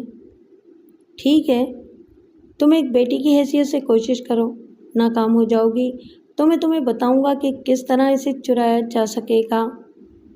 डैडी को कायल करने के लिए मुझे कुछ वक्त चाहिए, शायद कल तक कामयाबी हासिल कर सकूं। तुम परसों आओ, फिर हमें जो करना है वो कर गुजरेंगे। आई लव यू मारिया, तुम वाकई मुझसे मोहब्बत करती हो। मेरी खुशी को अपनी खुशी और मेरी ज़रूरत को अपनी ज़रूरत समझ रही हो। वो मुस्कुराने लगी। वो तीनों अंधाधुंध दौड़ती जा रही थीं, जबकि रेत पर दौड़ना तो क्या, चलना भी मुश्किल होता है। रेत में पाँव धंसते जाते हैं, लेकिन इन तीनों ने पैदा होने के बाद जब से चलना सीखा था, तब से थर के रेगिस्तानी इलाकों में नंगे पाँव चलती रही थीं। वो रेत की ऊंची नीची ज़मीन, रेत के पहाड़ और रेत के जानलेवा गड्ढे देखती आई थीं। वो एक जगह रुककर हाँफने लगीं, बेशज़दा हिरनियों की तरह आंखें फाड़ फाड़ कर इधर उधर देखने लगीं। बहुत दूर से घंटियों की धीमी सी आवाज़ आ रही थी। वो घंटियाँ ऊँटों की गर्दनों से बंधी हुई थीं। वो इन ऊँटों पर शिकारी हथियार लिए बैठे थे। इनके लिबास से ज़ाहिर होता था कि वो गैर मुल्की हैं, शिकार खेलने के शौकीन हैं। जानवरों से लेके इंसानों तक जो भी इनका मतलूब व मरगूब हो, इसे दौड़ा दौड़ा कर शिकार करते हैं। इस वक्त तीनों लड़कियां इनकी मतलूब थीं, इसलिए वो बड़े इत्मीनान से मज़े ले लेकर इन्हें दौड़ा रहे थे। लेकिन ये इत्मीनान था कि वो हाथ आ जाएंगी, भागते भागते बेदम होकर गिर पड़ेंगी। घंटों दौड़ते रहने के बायस प्यास से निढाल होकर उठने के बैठने के भी काबिल नहीं रहेंगी। शिकारी एक गैर मुल्की रईस आज़म था। धूप की तपिश से महफूज रहने के लिए महमिल वाले ऊँट पर सवार था। इसके ख़ास हवारी 6 ऊँटों पर थे, बाकी 8 ऊँटों पर खेमे लगाने और खाने पीने का सामान था। वहाँ के मकामी मुलाजिम इन 15 ऊँटों के साथ दौड़ते जा रहे थे। इस शान व शौकत के साथ वो रईस आज़म शिकारी ऐश व आराम के तमाम सामान लिए एक काफ़िले की सूरत में जा रहा था। इन 15 ऊँटों की गर्दनों में जानबूझकर घंटियाँ बांधी गई थीं, ताकि शिकार होने वाली लड़कियाँ घंटियों की आवाज़ सुनकर खौफज़दा होती रहें और ये समझती रहें कि शिकारी आ रहे हैं और वो पीछा छोड़ने वाले नहीं हैं। इनमें से एक का नाम कुलसुम था, इसे कलसी कहकर पुकारा जाता था। दूसरी का नाम तारा और तीसरी का नाम रानी था। कलसी 12 बरस की थी, अभी जवानी इससे दूर थी। इसे जवानी की तरह चमकाने की कोशिश की जाती तो वो टूट जाती, लेकिन मुर्गी खाने वाले चूजे का भी सूप पीते हैं, किसी के टूटने पर रहम नहीं आता। तारा 13 बरस की थी, इसकी उम्र भी न 3 में थी न 13 में थी। इसने बाप और भाई के सिवा किसी तीसरे मर्द के साय को भी नहीं देखा था। रानी 14 बरस की थी, मगर 14वीं के चांद की तरह भी पूरी नहीं थी। अगर शिकार हो गई तो वो चांद बदकिस्मती के बादलों में बुझकर रह जाएगा। वो तीनों सहेलियाँ थीं। वो माँ बाप भाई बहनों के साथ बड़ी मासूमाना ज़िंदगी गुजार रही थीं। इस बस्ती में राहू दादा कभी कभी आया करता था। इसके साथ 2-4 मुलाजिम हुआ करते थे। वो शहर से हार श्रृंगार की चीज़ें लाकर वहाँ की औरतों और छोटी बच्चियों को दिया करता था। मर्दों के लिए कपड़े, सिगरेट और बीड़ियाँ लाकर मुफ्त तकसीम किया करता था। बस्ती वाले इसकी बड़ी इज्जत करते थे, क्योंकि वो कई शहरी लड़कों के रिश्ते बस्ती की लड़कियों के लिए ला चुका था। वो लड़कियाँ ब्याह कर गई थीं, फिर वापस नहीं आई थीं। बस्ती वाले पूछते थे कि लड़कियाँ कभी अपने मैके क्यों नहीं आती हैं।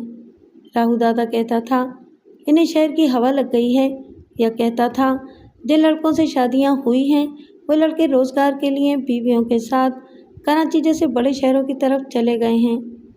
रफ्ता रफ्ता बस्ती वाले मोहतात हो गए, राहू दादा से कतराने लगे। इसकी लाई हुई चीज़ों को कबूल करने से पहले इनकार करने लगे। इनमें जो लालची थे, अपनी बेटियों को बोझ समझते थे, वो सब इसे झुककर सलाम करते थे। अपनी लड़कियों को इन लड़कों के हवाले कर देते थे, जिन्हें राहू दादा दूल्हा बनाकर लाया करता था। इस तरह इस बस्ती के लोग 2 मुख्तलिफ गिरोहों में पट गए थे। इनमें से एक गिरोह राहू दादा का हिमायती था और दूसरा गिरोह इसकी मुखालफत में कहता था कि तुम सब बेगैरत हो गए हो। तुम्हारे दिल अंदर से कहते हैं کہ اپنی لڑکیوں سے ناانصافی کر رہے ہو، لیکن ڈھٹائی سے کہتے ہو کہ یہ بےغیرتی نہیں ہے، کیونکہ تم انہیں دلہن بنا کر ان کا نکاح پڑھوا کر رخصت کرتے ہو۔ وہ تینوں سہیلیاں کم سن تھیں، لیکن گھر کی بڑی عورتوں کی سرگوشیاں سنتی تھیں کہ وہاں سے بیاہ کر جانے والی لڑکیوں کے ساتھ کیا ہوتا ہوگا۔ وہ واضح طور پر سمجھ نہیں پاتی تھیں کہ لڑکیوں کے ساتھ کیا اور کیسا سلوک کیا جاتا ہے، لیکن ان کے دلوں پر خوف طاری ہو گیا تھا۔ وہ تینوں ایک دوسرے سے کہتی تھیں، جو بھی ہوتا ہو، ہمیں اپنی بستی سے باہر کبھی نہیں جانا چاہیے۔ غریب لڑکیوں کے ارادہ کرنے سے اور انکار کرنے سے کوئی فرق نہیں پڑتا، ان کے والدین بھی مجبور و محتاج ہوتے ہیں۔ راہو دادا نے ان تینوں سہیلیوں کے والدین سے کہا، میں نے رقم بڑھا دی ہے، اب ایک لڑکی کے ماں باپ کو 7,000 دوں گا، منظور ہے تو پیشگی کے طور پر یہ 2,000 روپے پکڑو، کل 3 دولہا لے کر آؤں گا تو رخصتی سے پہلے 5,000 ادا کر دوں گا۔ تینوں کے والدین اور سرپرستوں نے پیشگی 2,000 روپے لے لیے۔ وہ تینوں رونے لگیں، شادی سے انکار کرنے لگیں۔ انکار کے نتیجے میں خوب پٹائی کی گئی۔ ان تینوں کو ایک جھگی میں بند کر کے کہا گیا کہ کل صبح انہیں دلہن بنانے کے لیے دروازہ کھولا جائے گا۔ رات ہو گئی، وہ تینوں بھوکی پیاسی سہمی ہوئی سی بیٹھی رہیں۔ 12 برس کی کلسی نے کہا، مجھے بڑا ڈر لگ رہا ہے۔ 13 برس کی تارا نے کہا، میری چاچی اور چاچا مجھ سے کتنی محبت کرتے تھے، مگر آج انہوں نے مجھے بہت مارا ہے، کیا میں ان پر بوجھ بن گئی ہوں؟ رانی نے کہا، میں تم دونوں سے بڑی ہوں، تم دونوں سے زیادہ سمجھتی ہوں، ہمارا انکار کوئی نہیں سنے گا، میں جو کہتی ہوں وہ کرو، تو شاید ہمارے ساتھ وہ نہ ہو جو دوسری لڑکیوں کے ساتھ ہو چکا ہے۔ تارا نے کہا، تم جو کہو گی ہم وہی کریں گے، مگر یہ شادی نہیں کریں گے۔ تو پھر میری بات مانو، یہاں سے بھاگ چلو۔ کلسی اور تارا نے اسے چونک کر دیکھا۔ تارا نے پوچھا، ہم بھاگ کر کہاں جائیں گے؟ اوپر آسمان ہے اور نیچے ریگستان، پتہ نہیں کتنی دور کوئی بستی ہوگی، اور پتہ نہیں اس بستی کے لوگ بھی ہمارے سر پر ہاتھ رکھیں گے یا نہیں۔ رانی نے کہا، کوئی ہمیں پناہ نہیں دے گا تو یہ ہمارے مقدر کی خرابی ہوگی، مگر میں تو ایسی جگہ دلہن بن کر نہیں جاؤں گی جہاں سے کوئی واپس نہیں آتی ہے۔ تم دونوں میری بات نہیں مانو گی تو میں اکیلی یہاں سے چلی جاؤں گی۔ ہم ہمیشہ دکھ سکھ میں ساتھ رہتے آئے ہیں، آج بھی ساتھ رہیں گے۔ کیوں کلسی، تو بول، ساتھ چلے گی یا اپنی تقدیر یہیں پھوڑے گی؟ کلسی نے کہا، تم دونوں جاؤ گی تو میں یہاں اکیلی نہیں رہوں گی۔ وہ تینوں ایک دوسرے سے گلے لگ کر رونے لگیں۔ انہوں نے کبھی سوچا بھی نہیں تھا کہ گھر سے بھاگنا ہوگا اور اتنی بڑی دنیا میں جانا ہوگا جسے پہلے کبھی دیکھا نہیں ہے۔ وہاں حد نظر تک صرف ریگستان ہی دیکھا تھا۔ وہ یہ بھی نہیں جانتی تھیں کہ سب سے قریبی بستی 10 کلومیٹر کے فاصلے پر ہے۔ وہ کلومیٹر کا حساب بھی نہیں جانتی تھیں۔ رات گزرتی جا رہی تھی، پتہ نہیں کیا وقت ہوا ہوگا۔ پہلے وہاں کسی کے پاس گھڑی نہیں تھی۔ انہوں نے آپس میں چندہ جمع کر کے ایک گھڑی خریدی۔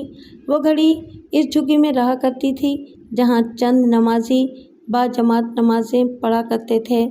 پھر راہو دادا انہیں کلائیوں میں باندھنے کے لیے سستی گھڑیاں لا کر دینے لگا تھا۔ ان لڑکیوں کے پاس گھڑیاں نہیں تھیں۔ وہ انگریزی گنتی نہیں جانتی تھیں۔ اگر گھڑی ہوتی تو اس کے 2 کانٹے دیکھ سکتی تھیں، مگر کیا وقت ہوا ہے یہ نہیں بتا سکتی تھیں۔ اس وقت وہ گھوپ اندھیرے میں بیٹھی ہوئی تھیں۔ گھڑی کیا نظر آتی، جبکہ وہ ایک دوسرے کو دکھائی بھی نہیں دے رہی تھیں۔ کلسی نے پوچھا، ہم یہاں سے کیسے نکل سکیں گے؟ رانی نے کہا، ابھی خاموش رہو، سب کو گہری نیند سو جانے دو۔ اس وقت گہرا سناٹا تھا، دور تک کسی کی آواز سنائی نہیں دے رہی تھی۔ وہاں تمام جھگیاں سرکنڈے کی ملائم اور پتلی لکڑیوں سے بنائی گئی تھیں۔ ان پتلی کمچیوں کو ایک دوسرے سے جوڑ کر دیواریں بنائی گئی تھیں۔ وہ رانی کی ہدایت کے مطابق اپنی انگلیوں سے ان کمچیوں کو الگ کر کے توڑنے لگیں۔ ایک کمچی کے ٹوٹنے سے ہلکی سی آواز پیدا ہوتی تھی۔ وہ آواز رات کے سناٹے میں گونجتی ہوئی سی لگتی تھی۔ وہ ٹھہر ٹھہر کر انہیں توڑ رہی تھیں۔ بڑی دیر بعد اس دیوار کا اتنا حصہ ٹوٹ گیا جہاں سے وہ گزر کر باہر نکل سکتی تھیں۔ ایک سہیلی نے दूसरी सहेली का हाथ पकड़कर इसे अपने सीने पर रखा। इसका दिल खौफ के मारे बहुत तेज़ी से धड़क रहा था। सिर्फ इसी का नहीं, तीनों के दिल खौफ से धड़क रहे थे। बाहर पिछले पहर का चांद निकल आया था, कोई भी इन्हें देख सकता था। रानी ने इन दोनों से सर जोड़कर सरगोशी में कहा, पहले मैं निकलती हूँ, तुम दोनों मेरे पीछे चले आओ। वो दोनों से अलग होकर इस टूटे हुए हिस्से की तरफ आई, लेकिन बाहर निकलने से पहले ही पीछे हट गई। किसी बूढ़े के खांसने की आवाज़ सुनाई दे रही थी। इन्हें ऐसा लगा जैसे झुग्गी की टूटी हुई दीवार को किसी ने देख लिया है और वो खांसता हुआ आ रहा है। वो तीनों बड़ी देर तक सहमी रहीं, फिर इन्हें यकीन हुआ कि कोई नहीं आ रहा है। किसी झुग्गी में सोने वाला बूढ़ा खांस रहा था। वो तीनों अल्लाह का नाम लेकर चारों हाथ पांव से रेंगती हुई झुग्गी से बाहर निकल आईं। एक दूसरे के हाथों को थामकर आसपास दूर तक देखा, फिर दबे कदमों वहाँ से जाने लगीं। रेत पर चलने से आवाज़ नहीं उभरती, लेकिन इस इलाके में रहने वालों की कुव्वते समात इतनी तेज़ थी कि वो झुग्गी के अंदर बैठकर देखे बगैर बता देते थे कि कहीं करीब से आदमी गुजर रहा है या कोई जानवर। इस वक्त सभी गहरी नींद में थे, इसलिए रेत पर इनके कदमों की आवाज़ किसी ने नहीं सुनी। बस्ती से दूर निकलते ही वो दौड़ने लगीं। वो इसी तरह ज़्यादा से ज़्यादा दूर तक जा सकती थीं। दौड़ने के दौरान में उन्होंने अजान की आवाज़ सुनी। ये आवाज़ इनकी बस्ती से आ रही थी। दूर निकल आने के बावजूद इसलिए सुनाई दे रही थी कि सहरा में आवाज़ दूर तक गूंजती चली जाती है। तारा ने हाँफते हुए कहा, सुबह की अजान है, थोड़ी देर बाद दिन निकल आएगा, हम किसी से छुप नहीं सकेंगे। रानी ने कहा, हमें यहाँ किसी से छुपना नहीं है, हमें किसी बस्ती में या किसी पुलिस चौकी में पनाह मिल जाएगी। वो बड़े एतमाद से दौड़ती रहीं और कभी सांसें दुरुस्त करने के लिए तेज़ तेज़ चलती रहीं। सूरज निकल आया, इसका उजाला खत्ते नज़र तक फैल गया। वो ज़रा रुककर चारों तरफ देखने लगीं। जहाँ तक नज़र जा रही थी, आसमान और रेगिस्तान के सिवा कुछ नज़र नहीं आ रहा था। वो किसी सिमत का तयन नहीं कर सकती थीं कि किस तरफ जाने से कोई बस्ती या पुलिस चौकी मिलेगी, मगर कहीं तो जाना ही था, इसलिए वो फिर एक सिमत दौड़ने लगीं। वो ज़िंदगी में पहली बार अपनी बस्ती से बाहर कई किलोमीटर दूर चली आई थीं, लेकिन इस रास्ते से भटक गई थीं, जहाँ सबसे करीबी बस्ती 10 किलोमीटर के फासले पर थी। वो किसी दूसरी सिमत जा रही थीं। सूरज अब अपनी हरारत से इन्हें झुलसाने लगा था। धूप तेज़ हो रही थी। जब वो सर पर पहुंचा तो पता चला कि आधा दिन गुजर चुका है। वो पिछली तमाम रात जागती रही थीं और आधे दिन तक दौड़ती रही थीं। थकन के बायस इनके कदम लड़खड़ाने लगे थे। वो बेदम होकर गिरने वाली थीं। ऐसे ही वक्त रेत के एक टीले पर से दूर एक बस्ती दिखाई दी। इसे देखकर इनमें जान आ गई। वो फिर डगमगाते हुए कदमों से चलने लगीं। इस बस्ती में तकरीबन 50 झुग्गियाँ थीं, जिनमें से कुछ मट्टी और गारे के कच्चे मकानात भी थे। बस्ती के पहले मकान के सामने पहुंचते ही वो तीनों गिर पड़ीं। कुछ लोग दौड़ते हुए आए, इन्हें सहारा देकर मकान के अंदर पहुंचाया। औरतें इन्हें पंखा झलने और इनके सरों पर पानी डालने लगीं। एक औरत ठंडी मीठी लस्सी के गिलास ले आई। इन्हें समझाया, ठहर ठहर कर एक एक घूंट पियो, जल्दी जल्दी पीने से फंदा भी लगेगा और सर भी चकराएगा। बस्ती के एक सिरे से दूसरे सिरे तक खबर पहुंच गई कि 3 लड़कियां कहीं से बहुत बुरी हालत में आई हैं। बस्ती वाले इन्हें देखने के लिए आने लगे। वहाँ मुसलमानों और हिंदुओं की मिलीजुली आबादी थी। एक हिंदू बनिए की बड़ी सी दुकान थी, जहाँ से खाने पीने का तमाम सामान खरीदा जाता था। दूसरे हिंदू ने मर्दों और औरतों के कपड़ों, चूड़ियों और नकली जेवरात की दुकान की हुई थी। एक मुसलमान टैंकर के ज़रिए मीर बुखास से पीने के लिए पानी मंगवाता था और थोड़े से मुनाफे के एवज़ पानी बेचता था। वो सब लोग भी इन लड़कियों के पास आए और इनकी रुदात सुनने लगे। इनकी रुदात में सबसे अहम किरदार राहु दादा का था। वो पूरे थर के इलाके में शैतान की तरह मशहूर था। इसका नाम सुनकर बहुत सी औरतें मर्द वहाँ से चले गए। अपने घरों की तरफ जाते हुए एक दूसरे से कहने लगे कि ये राहु दादा से बच नहीं पाएंगी।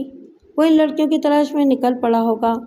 وہ یا اس کے حواری اس بستی میں ضرور آئیں گے۔ ہمیں اس معاملے سے دور ہی رہنا چاہیے۔ جو مسلمان وہاں پانی فروخت کرتا تھا اس نے تینوں سے کہا، تم میری بیٹیوں جیسی ہو، میرے گھر چلو اور آرام سے کھا پی کر سو جاؤ۔ رات کو سفر کرنا مناسب نہیں ہے۔ سپہر کو چلو گی تو آدھی رات کو میرپور پہنچو گی، اس لیے کل صبح یہاں سے جاؤ۔ وہاں کچھ عورتیں اور مرد راہو دادا کو گالیاں دے رہے تھے اور اپنی بے بسی بھی ظاہر کر رہے تھے کہ وہ پورے علاقے میں پولیس والوں سے بنا کر رکھتا ہے، باہر کے ملکوں سے شکار کھیلنے والے امیر کبیر شکاریوں کا دلال ہے، وہ بڑے مضبوط ذرائع کا مالک ہے اور خوب دولت کما رہا ہے۔ وہ تینوں پیٹ بھر کر کھانے کے بعد اس مسلمان کے گھر میں سو گئیں۔ وہ اس بستی سے میرپور خاص تک عثمان پانی والا کہلاتا تھا۔ شام کو ایک ہندو جوان دھرم داس ایک اونٹ پر بیٹھ کر آیا۔ وہ ہفتے 2 ہفتے میں ایک بار وہاں آتا تھا۔ اس بستی کی عورتیں جن کپڑوں پر کڑھائی کرتی تھیں اور مختلف قسم کے کھلونے بناتی تھیں، وہ سب ان سے خرید کر شہر لے جاتا تھا۔ غیر ممالک سے اور پاکستان کے مختلف شہروں سے آنے والے ایسی دستکاریوں کو پسند کرتے تھے اور اچھے داموں خرید کر لے جاتے تھے۔ دھرم داس تمام سامان خرید کے دوسری صبح شہر واپس جانے والا تھا۔ عثمان پانی والے نے اسے 3 مظلوم لڑکیوں کی روداد سنائی اور پھر کہا، بیٹے تم صبح انہیں اپنے ساتھ لے جاؤ اور میرپور خاص کے تھانے میں انہیں پہنچا دو، یہ اپنا بیان وہاں لکھوا کر قانون کی پناہ حاصل کر لیں گی۔ دھرم داس نے کہا، چاچا ان بیچاریوں کے کام آنا میرا دھرم ہے، میں انہیں حفاظت سے لے جاؤں گا۔ آپ انہیں سمجھا دیں کہ وہ کسی غیر کے ساتھ نہیں اپنے بھائی کے ساتھ جائیں گی۔ اسی شام راہو دادا کا ایک حواری اس بستی میں پہنچ گیا۔ اسے بستی والے نہیں پہچانتے تھے، لیکن ہندو بنیے سے اس کی جان پہچان تھی۔ بنیے نے کہا، آؤ بیٹھو، جل پان کرو۔ پھر سرگوشی میں بولا، 3 چھوکریوں کے لیے آئے ہو؟ ہاں، یہی پوچھنے والا تھا، کیا وہ تینوں یہاں ہیں؟ ہیں، مگر تم کسی اور سے ان کے بارے میں نہ پوچھنا۔ راہو دادا سے کہنا یہاں نہ آئے، بستی والے اس کے خلاف ہیں۔ کوئی راہو دادا کا کچھ بگاڑ تو نہیں سکے گا، مگر یہاں کچھ ایسے مسلمان ہیں جو مرنے ماننے پر تیار ہو جائیں گے۔ اس حواری نے کہا، کرداری بھائی تم تو جانتے ہو راہو دادا اپنے شکار کو چھوڑتا نہیں ہے، وہ پورے ہتھیار والوں کے ساتھ آئے گا تو یہاں سب ٹھنڈے پڑ جائیں گے۔ جب لڑکیاں آسانی سے مل جائیں گی تو راہو دادا کو آنے کی ضرورت کیا ہے؟ وہ کس طرح آسانی سے ملیں گی؟ دستکاری کا سامان خریدنے والا دھرم داس آیا ہوا ہے، میں نے معلوم کیا ہے کہ وہ کل صبح ان تینوں کو یہاں سے میرپور خاص لے جائے گا۔ کیا پکی بات ہے؟ بالکل پکی، جھوٹ کہوں تو دادا آ کر گولی مارتے۔ میں ایک چٹھی لکھ دیتا ہوں، راہو دادا اسے پڑھ کر سمجھ لے گا اور خوش ہو کر مجھے تھوڑا بہت کمیشن ضرور دے گا۔ حواری اس کی لکھی ہوئی چٹھی لے کر چلا گیا۔ وہ تینوں بری طرح تھکی ہوئی تھیں، سپہر سے رات گئے تک سوتی رہیں۔ انہیں کھانے کے لیے جگایا گیا مگر وہ بے سود پڑی رہیں۔ صبح 5 بجے بیدار ہوئیں۔ عثمان پانی والا کی بیوی نے بتایا کہ انہیں شہر پولیس والوں کی پناہ میں پہنچانے کا انتظام ہو چکا ہے، وہ اچھی طرح کھا پی کر چلی جائیں۔ رانی نے کہا، ہم یہاں محفوظ ہیں، آرام سے ہیں، اگر آپ چاہیں تو ہمیں گھر کی نوکرانی بنا کر رکھ لیں۔ عثمان پانی والے نے کہا، میں تم تینوں کو بیٹیاں بنا کر رکھ سکتا ہوں، لیکن راہو دادا کی پہنچ بہت اوپر تک ہے، وہ ہم سب کو مجبور اور بے بس بنا کر تمہیں یہاں سے لے جائے گا۔ میرے ہاں پانی کی کمی نہیں ہے، جاؤ غسل کرو اور خوب کھا پی کر دھرم داس کے ساتھ چلی جاؤ۔ تھر کے علاقوں میں پانی نایاب ہوتا ہے، وہاں رہنے والے کئی مہینوں میں ایک بار غسل کرتے ہیں۔ جب کبھی بارش ہوتی ہے تو پینے کے لیے پانی بھی جمع کرتے ہیں اور کھلے آسمان کے نیچے خوب بھیگتے ہیں۔ ان تینوں کو بھی کئی ماہ بعد نہانا نصیب ہوا۔ بستی کے کچھ گھروں سے ان کے ناپ کے مطابق لباس لا کر دیے گئے، وہ انہیں پہن کر پیٹ بھر کر کھانے کے بعد گھر سے باہر آئیں۔ دھرم داس کے اونٹ پر خریدا ہوا سامان اور پانی کا مشکیزہ تھا۔ جیسے تیسے ان تینوں کو اونٹ پر بٹھایا گیا۔ धर्म दास ने इसकी महार पकड़ी, फिर वहाँ से चल पड़ा। बस्ती से ज़रा दूर जाकर रानी ने कहा, भैया ये अच्छा नहीं लगता कि तुम पैदल चल रहे हो और हम आराम से बैठे हुए हैं। वो बोला, तुम तीनों छोटी बहनें हो, बड़े भाई का फर्ज है कि तुम्हें आराम से मंजिल तक पहुंचाए।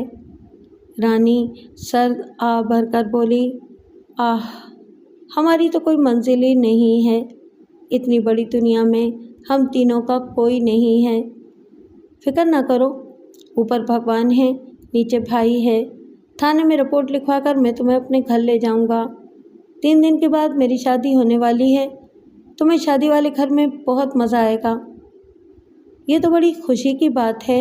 हमारा भैया दूल्हा बनेगा और हमारे लिए भाभी लाएगा। पता है, तुम्हारी आने वाली भाभी बहुत सुंदर है। उसका नाम कांता कुमारी है। हम बचपन से एक दूसरे को चाहते थे। भगवान की कृपा से हमारी मोहब्बत कामयाब रही है। हम हमेशा के लिए एक हो जाएंगे। वो कहते कहते चुप होकर रुक गया। ऊँट भी रुक गया। दूर से बहुत सी घंटियों की आवाज़ें सुनाई दे रही थीं। कलसी ने पूछा, ये कैसी आवाज़ें हैं? धर्मदास ने कहा, मालूम होता है कि कोई काफिला आ रहा है। वो काफिला ही था, एक रईस शिकारी का काफिला। धर्मदास ने और इन तीनों ने सर घुमाकर इधर उधर देखा। इनके पीछे और दाएं बाएं रेत की ढलानों से कई ऊँट उभरते आ रहे थे। एक ऊँट की महमिल में एक रईस आज़म शिकारी राइफल लिए हुए बैठा था। दूसरे ऊँट पर बैठने वालों के पास भी मुख्तलिफ हथियार थे। सबसे आगे वाले ऊँट पर राहू दादा को देखते ही लड़कियां खौफ से चीखने और रोने लगीं। रानी ने कहा, भैया ये हमें पकड़ लेंगे, यहाँ से भागो। धर्मदास ने कहा, हम इनकी शूटिंग रेंज में हैं, भागना चाहेंगे तो वो हमें गोली मार देंगे। हौसला करो भगवान पर, अपने खुदा पर भरोसा रखो, वो तुम्हें बचाने वाला है। राहू दादा अपने ऊँट से उतर गया था और रईस आज़म के ऊँट की महार पकड़कर तेज़ी से आ रहा था। फिर वो इन तीनों लड़कियों के चारों तरफ रईस आज़म के ऊँट को चलाता हुआ कहने लगा, सर आप इन्हें हर जाविये से देखें और मेरे इंतखाब की दाद दें। आपने फरमाया था ना कि आपको कच्चे अनार पसंद हैं। वो तीनों बहुत ही कमसिन थीं मगर खूबसूरत और सेहतमंद थीं। फिर गुस्ल करके और साफ़ सुथरे लिबास पहनकर और ज़्यादा निखर गई थीं। रईस आज़म ने कहा, बहुत खूब, तुम मेरी पसंद को खूब समझते हो। बेशक तुम इनाम के हकदार हो। धर्मदास ने दोनों हाथ जोड़कर कहा, आप बड़े लोग हैं, भगवान आपको और बड़ा बनाए। इन बेचारियों पर रहम करो, ये तुम्हारी तरह मुसलमान हैं। इनकी इज्जत रखना, इनकी हिफाजत करना आपका फ़र्ज़ है। मैं आपको आपके खुदा का वास्ता देकर इल्तिजा करता हूँ कि इन्हें आज़ाद छोड़ दो और इन्हें अपनी मर्ज़ी से ज़िंदगी गुजारने दो। धर्मदास जो कह रहा था, राहू दादा इसका तर्जुमा गैर मुल्की ज़बान में कर रहा था। रईस ने सुनने के बाद कहा, इस जवान की आखिरी बात दिल को लगी है कि इन्हें आज़ाद छोड़ दिया जाए। राहू, इनको जाने दो। राहू दादा ने कहा, सर कह रहे हैं कि तुम इन तीनों को ले जा सकते हो। धर्मदास ने फिर दोनों हाथ जोड़कर सर झुकाकर शुक्रिया अदा किया। फिर अपने ऊँट को लेकर आगे बढ़ने लगा। शिकारी का काफिला इसी जगह रुका रहा। वो सब इन 3 लड़कियों को ऊँट पर बैठकर जाते देखते रहे। राहू दादा ने कहा, सर हुक्म दें। रईस आज़म ने कहा, सब्र करो, जब तक चूहे बिल्ली का खेल ना हो शिकार का मज़ा नहीं आता। क्या तुमने कभी देखा है, बिल्ली चूहे को पकड़ती है, छोड़ती है, फिर पकड़ती है, फिर छोड़ती है, मगर इसे छुपने और बचने का मौका नहीं देती। आखिर इसे शिकार कर लेती है। धर्मदास इन्हें लेकर दूर निकल आया था। तब रईस आज़म ने राइफल सीधी की, टारगेट लेंस से एक आंख लगाकर निशाना लिया, फिर ठाई की जोरदार आवाज़ के साथ गोली चला दी। धर्मदास के हलक से चीख निकली। वो उछलकर रेत पर गिरा और अपने लहू में भीगते हुए तड़पने लगा। वो मुहाफिज, वो राह दिखाने वाला, थोड़ी देर पहले कह रहा था, पता है तुम्हारी होने वाली भाभी बहुत सुंदर है, उसका नाम कांता कुमारी है। हम बचपन से एक दूसरे को चाहते हैं। भगवान की कृपा से हमारी मोहब्बत कामयाब हो रही है। ہم ہمیشہ کے لیے ایک ہو جائیں گے۔ وہ ہمیشہ کے لیے اپنی کانتا کماری سے منہ چھپا کر سو گیا۔ وہ تینوں خوف سے چیخ رہی تھیں۔ شکاری نے اونٹ کو بھڑکانے کے لیے دوسرا فائر کیا۔ وہ گولی اونٹ کی کھال کو چھیلتی ہوئی گزر گئی۔ وہ بدک کر بھاگنے لگا۔ وہ سب مارے دہشت کے چیخ رہی تھیں۔ تیز رفتاری سے بھاگتے ہوئے اونٹ پر ادھر سے ادھر جھٹکے کھا رہی تھیں۔ شکاری اور اس کے قافلے کے تابع دار کہے لگا رہے تھے۔ وہ تینوں اپنے علاقے میں کئی بار اونٹوں پر بیٹھ چکی تھیں، لیکن بے ڈھنگی رفتار سے بھاگتے ہوئے اونٹ پر بیٹھنا اور سنبھلنا نہیں آتا تھا۔ وہ اس کی پیٹھ پر بار بار اچھل کر گرنے کے انداز میں بیٹھنے اور سنبھلنے کی کوشش کر رہی تھیں اور چیخ چیخ کر کسی کو مدد کے لیے پکار رہی تھیں۔ آخر وہ ایک ایک کر کے کوہان کی بلندی سے نیچے ریت پر گرتی گئیں۔ ان کے کہے لگانے والوں کے لیے دلچسپ تماشا بنتی گئیں۔ اگر وہ ریگستان میں نہ ہوتیں اور ریت پر نہ گرتیں تو ان کی ہڈیاں پسلیاں ٹوٹ جاتیں۔ انہوں نے کبھی یہ سوچا بھی نہیں تھا کہ گھر والوں سے اور شکاریوں سے بچنے اور بھاگنے کے دوران میں ایسی درگت بنے گی۔ وہ تکلیف سے کراتے ہوئے اٹھنے لگیں۔ دور، بہت دور کہے لگانے والے اڑتی ہوئی ریت کے سبب دھندلے سے نظر آ رہے تھے۔ وہ سب اتنی دور تھے کہ ان کے ہنسنے بولنے کی آوازیں انہیں سنائی نہیں دے رہی تھیں۔ پھر رئیس اعظم کی رائفل ان کی طرف اٹھ گئی۔ اس نے ٹریگر کو دباتے ہوئے کئی بار فائرنگ کی۔ کئی گولیاں ان تینوں کے آس پاس ریت کے ذرات کو اڑانے اور بکھیرنے لگیں۔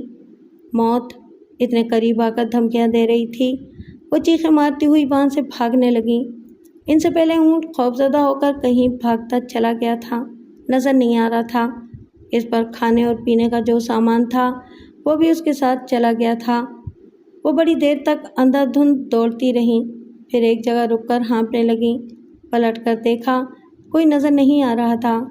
شکاری اپنے قافلے کے ساتھ کہیں گم ہو گیا تھا۔ ریت کے اونچے نیچے ٹیلے انہیں چھپا رہے تھے۔ وہ تینوں وحشت زدہ ہرنیوں کی طرح آنکھیں پھاڑ پھاڑ کر ادھر ادھر دیکھنے لگیں۔ تھوڑی دیر بعد دھیمی دھیمی سی گھنٹیوں کی آوازیں آنے لگیں۔ جب بھی اونٹ بستی کے قریب سے گزرتے تھے تو ان کی گھنٹیوں کی آوازیں صحرا کی لوک موسیقی کی طرح دلوں میں اترتی تھیں، لیکن اس وقت سورہ اسرافیل کی طرح ان کے دلوں کو دھڑکا رہی تھیں۔ وہ گھنٹیوں کی آوازوں کو سنتے ہی پھر وہاں سے بھاگنے لگیں۔ بھاگنے کا راستہ ہو اور منزل کا نام و نشان نہ ہو تو چلنے والے اور دوڑنے والے بھٹکتے ہی رہ جاتے ہیں۔ ان کے ساتھ بھی یہی المیہ تھا کہ وہ حد نظر تک پھیلے ہوئے ریگستان میں سمت کا تعین بھی نہیں کر سکتی تھیں کہ وہ جنوب کی طرف دوڑ رہی ہیں یا مغرب کی طرف یا شمال کی طرف یا مشرق کی طرف۔ اس وقت سورج سر پر تھا، ورنہ اس کے جھکاؤ سے اندازہ ہو سکتا تھا کہ مغرب کدھر ہے۔ ایک سمت معلوم ہونے سے باقی 3 سمتیں بھی سمجھ میں آ جاتیں۔ آدھا دن گزر چکا تھا۔ شکاری اب دیر نہیں کرنا چاہتے تھے، وہیں کہیں انہیں پکڑ کر خیمے لگانا چاہتے تھے، اس لیے اب گھنٹیاں تیزی سے بج رہی تھیں۔ وہ سمجھ گئیں کہ شکاریوں کے اونٹ اب قریب آ رہے ہیں۔ شکاری اب انہیں ڈھیل نہیں دیں گے اور وہ تینوں اونٹوں کی رفتار سے زیادہ تیز نہیں بھاگ سکیں گی۔ پھر بھی وہ بھاگنے اور خود کو بچانے کی کوششیں کر رہی تھیں۔ اب آخری سہارا دعا کا رہ گیا تھا۔ وہ دوڑنے کے دوران میں گڑ گڑاتی ہوئی دعائیں مانگتی جا رہی تھیں۔ انہوں نے پھر ذرا رک کر پلٹ کر دیکھا تو ریت کے بگولے فضا میں بلند ہو رہے تھے۔ ان بگولوں کے اس پار بہت دور شکاری کا قافلہ دھندلا سا دکھائی دے رہا تھا۔ پہلے صرف گھنٹیوں کی آوازیں سنائی دے رہی تھیں، اب موت کے ہرکارے بھی نظر آ رہے تھے۔ وہ پھر چیخیں مارتی ہوئی بھاگنے لگیں۔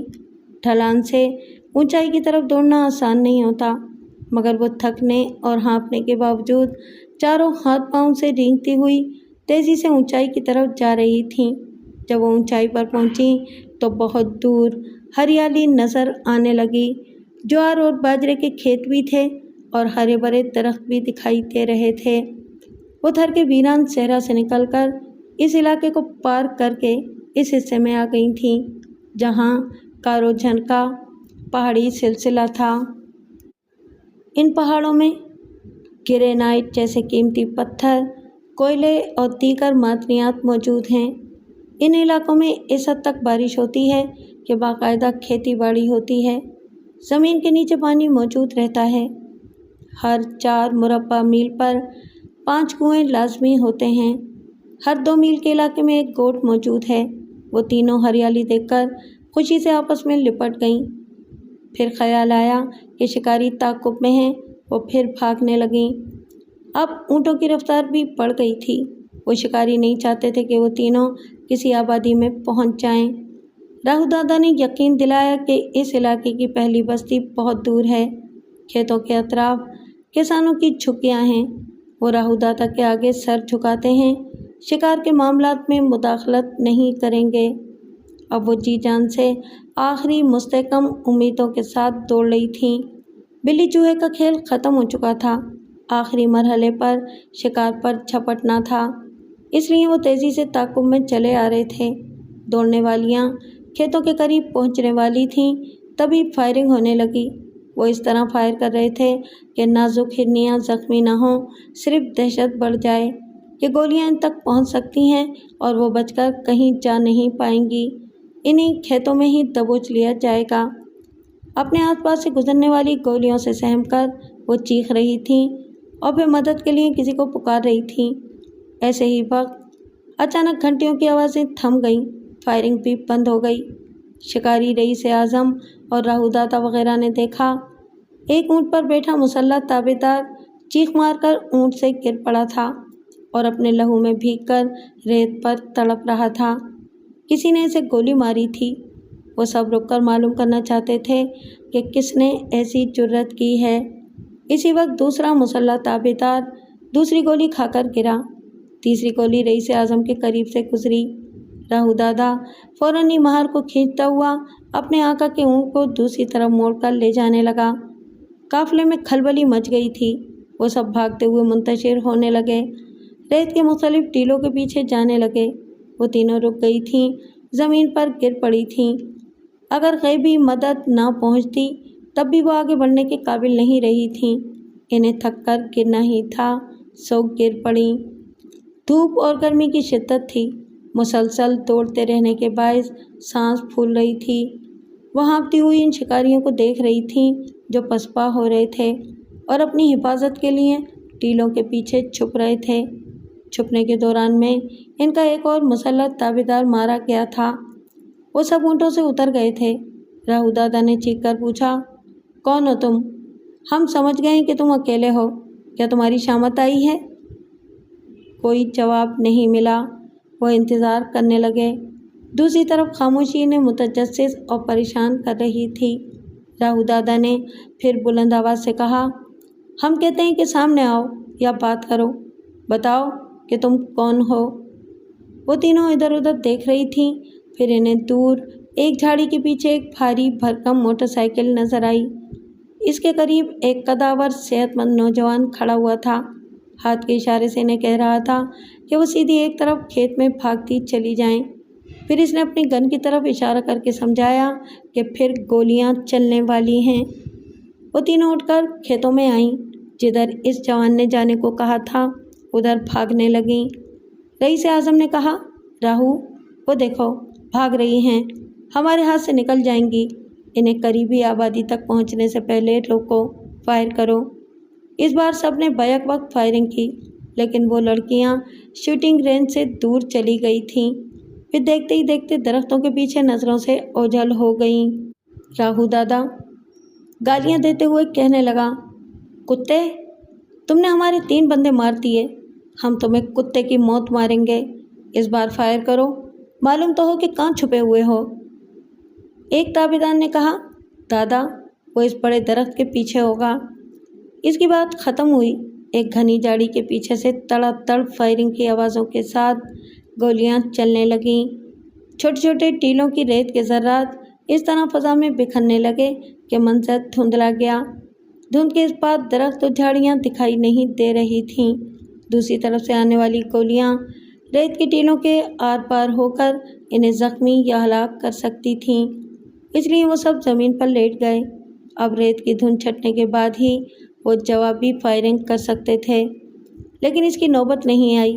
انہوں نے سر اٹھا کر دیکھا धुंध छट रही थी, मगर इस वक्त मोटरसाइकिल की आवाज़ दूर होती जा रही थी। वो रास्ते का पत्थर बनने वाला इन्हें इंतकामी कार्रवाई का मौका दिए बगैर इनसे दूर जाते हुए नज़रों से ओझल हो चुका था। थर का सबसे बड़ा मसला पानी है। फ़िलहाल जो हरियाली नज़र आ रही है वो बारिश की मरूने मिन्नत है। बारिश ना हो तो कहर पड़ जाता है। वहाँ एक बेली नाम की समाजी तंजीम है। इस तंजीम ने बड़े पैमाने पर कुएं खुदवाए हैं और पानी का ज़ख़ीरा करने के लिए छोटे छोटे 6 डैम भी बनवाए हैं। बेली के कारकुन लाखों अफराद की फलाह व बहबूद के लिए मुल्की और बैनुल अक़वामी सतह पर थर के मसाइल को उजागर कर रहे हैं। वहाँ 20,000 मुरब्बा किलोमीटर और तकरीबन 10 लाख की आबादी में सिर्फ एक लेडी डॉक्टर है। बेली के कारकुन इलाज, मुआवजे और बच्चों की तालीम के सिलसिले में भी अहम फ़राइज़ अंजाम दे रहे हैं। ये तंजीम पूरे इलाके में मशहूर है। पुलिस और इंतज़ामिया के अहदेदार भी इनसे ताउन करते हैं। वो इन तीनों लड़कियों को बेली के सदर के पास ले आया, फिर इसे अपना शनाख्ती कार्ड दिखाकर कहा, मेरा नाम वो है। अगरचे नाम मुख्तसर और अजीब सा है, ताहम मैं बहुत बड़ा नाम नहीं, बहुत बड़ा काम करना चाहता हूँ। आजकल मैं केटी बंदर में मसरूफ़ रहता हूँ। यहाँ अपने ख़ानदान के एक बुज़ुर्ग से मुलाकात के लिए आया था तो ये मज़लूम लड़कियाँ नज़र आईं। ये आपको बताएंगी कि इन पर क्या गुज़र रही है। रानी अपनी सहेलियों की रुतास सुनाने लगी। सदर ने कहा, ये बड़े अफसोस की बात है कि गैर मुल्की दौलतमंद शिकारी यहाँ हिरन, मोर, सांभर और नीलगाय वगैरह को शिकार करने के शौक़ में आते हैं। दिन को शिकार खेलते हैं और रात को अय्याशी करते हैं, शराब पीते हैं और यहाँ के दलालों के ज़रिए हमारे इलाके की औरतों को शिकार करते हैं। ये इतने दौलतमंद और वसी ज़राए के मालिक होते हैं कि पुलिस और इंतज़ामिया इनके आगे बेबस हो जाती है। वो बोला, ये कितने शर्म की बात है कि ऊपर वालों की तरफ से इन्हें छूट मिलती है और ये हमारे मुल्क में आकर ऐसे अय्याशी करते हैं जैसे कि हमारा वतन नहीं है, हीरा मंडी है। क्या हम इतने बेगैरत हो गए हैं कि अपने वतन की सरहदी ज़मीनों के अलावा अपने वतन की बहनों और बेटियों को भी फ़रोख्त कर रहे हैं? इसे कौम की बेहिसी कहा जाए या हमारे अवाम इतने बेखबर और गाफिल रहते हैं कि अपनी तबाही और वतन की बेइज्जती के असबाब को समझ नहीं पाते, या फिर ये नहीं समझ पाते कि मुल्क दुश्मन अनासिर से किस तरह निमटना चाहिए। बेली के सदर ने कहा, तुमने इन लड़कियों को बड़ी जवामर्दी से बचाया है। फिक्र ना करो, अब हमारी तंजीम इनकी हिफाजत करेगी। वो बोला, मैं यही चाहता हूँ। कल मुझे केटी बंदर जाना है, मैं वहाँ से फारिग होकर आऊँगा। अगर इन लड़कियों के सिलसिले में कोई दुश्वारी पेश आएगी तो मैं इन्हें कराची के एक फलाही इदारे में पहुँचा दूँगा। इसने कलसी, तारा और रानी को इत्मीनान दिलाया कि वो इस तंजीम के साए में महफूज रहेंगी और वह इनकी खैरियत मालूम करने जल्द ही वापस आएगा। फिर वो वहाँ से चला आया। इसने मारिया से वादा किया था कि कल इससे मिलने आएगा, इसलिए वो रात गुजारने के लिए कराची चला गया। हिराल जान अपने दफ्तर में था। इसके सामने मेज़ के दूसरी तरफ मारिया और एक असिस्टेंट डायरेक्टर बैठे हुए थे। मारिया ने हिराल जान से कहा, आपका शुबा दुरुस्त था, इसका ताल्लुक़ इंटेलिजेंस डिपार्टमेंट से है, लेकिन वो दिलो जान से मेरा आशिक बनने के बावजूद मुझसे अपनी असलियत छुपा रहा है। मुझसे कह रहा था कि मुहिब्बे वतन है और मुल्क कौम की बेहतरी के लिए वो मुआहदा देखना चाहता है जो आपके और हुकूमत पाकिस्तान के एक आला ओहदेदार के दरमियान यहाँ एक बिजली घर के सिलसिले में हुआ है। असिस्टेंट डायरेक्टर ने सवाल किया, तुमने ये नहीं पूछा कि वो मुआहदा कैसे पढ़ेगा जबकि हिराल साहब इसे छुपा कर रखते हैं? मुआहदे की इस फाइल को चुराने का कोई मंसूबा उसके जहन में है। मुझे यकीन है कि वो बड़ी चालाकी और हेरा फेरी से इस फाइल को चुरा सकता है। वो बहुत ही गहराई तक पहुंचने की सलाहियत रखता है, इसलिए मुझसे ऐसी फाइल के बारे में पूछ रहा था जिस पर सुर्ख फीता लगा हुआ है। असिस्टेंट डायरेक्टर यानी कि एडी ने कहा, इस नौजवान के पीछे यकीनन इंटेलिजेंस के अफसरान होंगे। वो टॉप सीक्रेट वाली फ़ाइल अब यहाँ न रखी जाए तो बेहतर है। ڈائریکٹر جنرل یعنی DG ہیرالڈ جان نے کہا، ہم نے اس فائل کو اسی لیے اسلام آباد والے دفتر میں نہیں رکھا، وہاں انٹیلیجنس والے کسی وقت بھی چھاپہ مار سکتے تھے، یہ توقع نہیں تھی کہ وہ یہاں کیٹی بندر تک چلے آئیں گے۔ کل رات ماریا نے مجھے یہ تمام باتیں بتا دی تھیں۔ میں نے سوچ لیا ہے کہ اب ہمیں کیا کرنا چاہیے۔ آپ کیا کرنا چاہتے ہیں؟ میں نے کراچی میں اپنے ملک کے سفارت خانے والوں سے کہہ دیا ہے کہ وہ تمہارے لیے کل کی فلائٹ سے ایک سیٹ حاصل کر لیں۔ تم آج یہ ٹاپ سیکرٹ والی فائل یہاں سے لے جاؤ اور اسے لندن آفس میں پہنچا دو۔ ماریا نے کہا، کل وہ آئے گا، میں اسے کیا کہوں گی؟ یہی کہ کاروباری معاہدہ کسی دوسرے کو دکھایا نہیں جاتا، لیکن تمہارے ڈیڈی تمہیں اتنا چاہتے ہیں کہ کیٹی بندر بجلی گھر کی فائل اسے پڑھنے کے لیے دے دیں گے۔ کل وہ آئے گا تو تم اسے میرے دفتر لے آؤ۔ وہ مسکرا کر بولی، وہ مجھے آپ کی بیٹی اور آپ کو ایسا باپ سمجھ رہا ہے جو بیٹی کی محبت اور ضد کے سامنے جھک جاتا ہے۔ لیکن سر، وہ سرخ فیتے والی فائل کے بارے میں پوچھ رہا تھا۔ اس کی پرواہ نہ کرو، میں اسے سرخ فیتے والی فائل بھی دکھا دوں گا۔ DG جان نے اپنی ریوالونگ چیئر سے اٹھ کر آہنی سیف کو کھولا، اس میں سے سرخ فیتے والی فائل نکالی جس پر ٹاپ سیکرٹ لکھا ہوا تھا۔ پھر وہ فائل اپنے AD کو دیتے ہوئے کہا، کل دوپہر 2 بجے کی فلائٹ ہے، اسے ابھی یہاں سے لے جاؤ۔ کل روانگی سے پہلے فون پر رابطہ کرو تاکہ مجھے اطمینان رہے۔ AD نے فائل لے کر ماریا سے پوچھا، کیا تم ابھی یہیں بیٹھو گی؟ وہ بولی، ہاں، مجھے اس سلسلے میں کچھ اور باتیں کرنی ہیں۔ وہ DG ہیرالڈ جان کے سامنے ایک ماتحت کی حیثیت سے بیٹھی رہی، جبکہ وہ بظاہر اس کی بیٹی کہلاتی تھی۔ کسی بڑے مشن میں کامیاب ہونے کے لیے ایک یا ایک سے زیادہ حسین ترین، چالاک اور تربیت یافتہ دوشیزاؤں کو رکھا جاتا ہے تاکہ انہیں چارہ ڈالنے اور جال پھینکنے کے لیے کام میں لایا جا سکے۔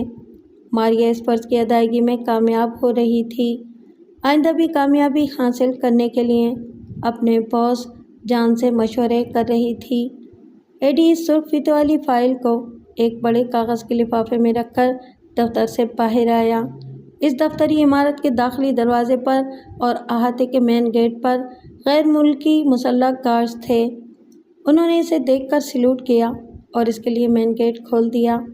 اس نے اپنی کار میں بیٹھ کر فائل والے لفافے کو ساتھ والی سیٹ پر رکھا، لباس کے اندر سے ریوالور نکال کر چیک کیا، وہ پوری طرح لوڈ تھا۔ اس نے دوبارہ اسے لباس کے اندر رکھ کر کار کو اسٹارٹ کرتے ہوئے آگے بڑھایا، پھر احاطے کے مین گیٹ سے نکل کر اپنے بنگلے کی طرف جانے لگا تاکہ اپنے ضروری سامان ایک اٹیچی میں رکھ کر کراچی کے لیے وہاں سے روانہ ہو جائے۔ وہ لوگ پچھلے برس کیٹی بندر آئے تھے اور وہاں باقاعدہ انہوں نے اپنا دفتر قائم کیے تھے، رہائش بھی اختیار کی تھی۔ اس عرصے میں ان کے خلاف کسی بھی قسم کی مخالفانہ کارروائی کرنے وہاں کوئی نہیں آیا تھا۔ وہاں کے مقامی باشندے ایسے غریب اور جی حضور کہہ کر سر جھکانے والے تھے کہ ان کی طرف سے غیر ملکیوں کی آمد پر کبھی احتجاجی تحریک پیدا نہیں ہوئی تھی۔ اس کے برعکس وہ ملازموں کی حیثیت سے ان کی خدمت کرنے لگے تھے۔ وہ ان کی رہائش گاہوں اور دفاتر میں روزگار سے لگے ہوئے تھے۔ کوئی خطرہ تو کیا، کسی خطرے کا اندیشہ بھی نہیں تھا۔ AD اطمینان سے کار ڈرائیو کرتا ہوا جا رہا تھا۔ آگے راستے میں 10-12 اونٹ اس طرح جا رہے تھے کہ اس کا راستہ رک گیا تھا۔ اس نے کار روک لی۔ سڑک کی چوڑائی اتنی کم تھی کہ وہ ان اونٹوں کو اوورٹیک کر کے آگے نہیں جا سکتا تھا۔ اس نے کار روک کر کھڑکی کا شیشہ نیچے کرتے ہوئے ایک ساربان کو ہاتھ کا اشارہ کیا کہ وہ اونٹوں کو ایک قطار میں کرے تاکہ اسے آگے جانے کا راستہ ملے۔ اسی وقت ایک شخص نے کار کی کھڑکی کے پاس آ کر اس کی کنپٹی سے ریوالور کی نال لگا دی۔ اس نے کنکھیوں سے دیکھا، ریوالور والا کوئی مقامی لگ رہا تھا۔ وہ اس طرح اچانک آیا تھا کہ AD اپنے لباس کے اندر سے اپنا ریوالور نہیں نکال سکا تھا۔ کار کے دوسرے دروازے پر دستک سنائی دی۔ اس نے دیکھا وہاں بھی ایک غیر ملکی، ایک مقامی شخص ریوالور لیے ہوئے کھڑا تھا۔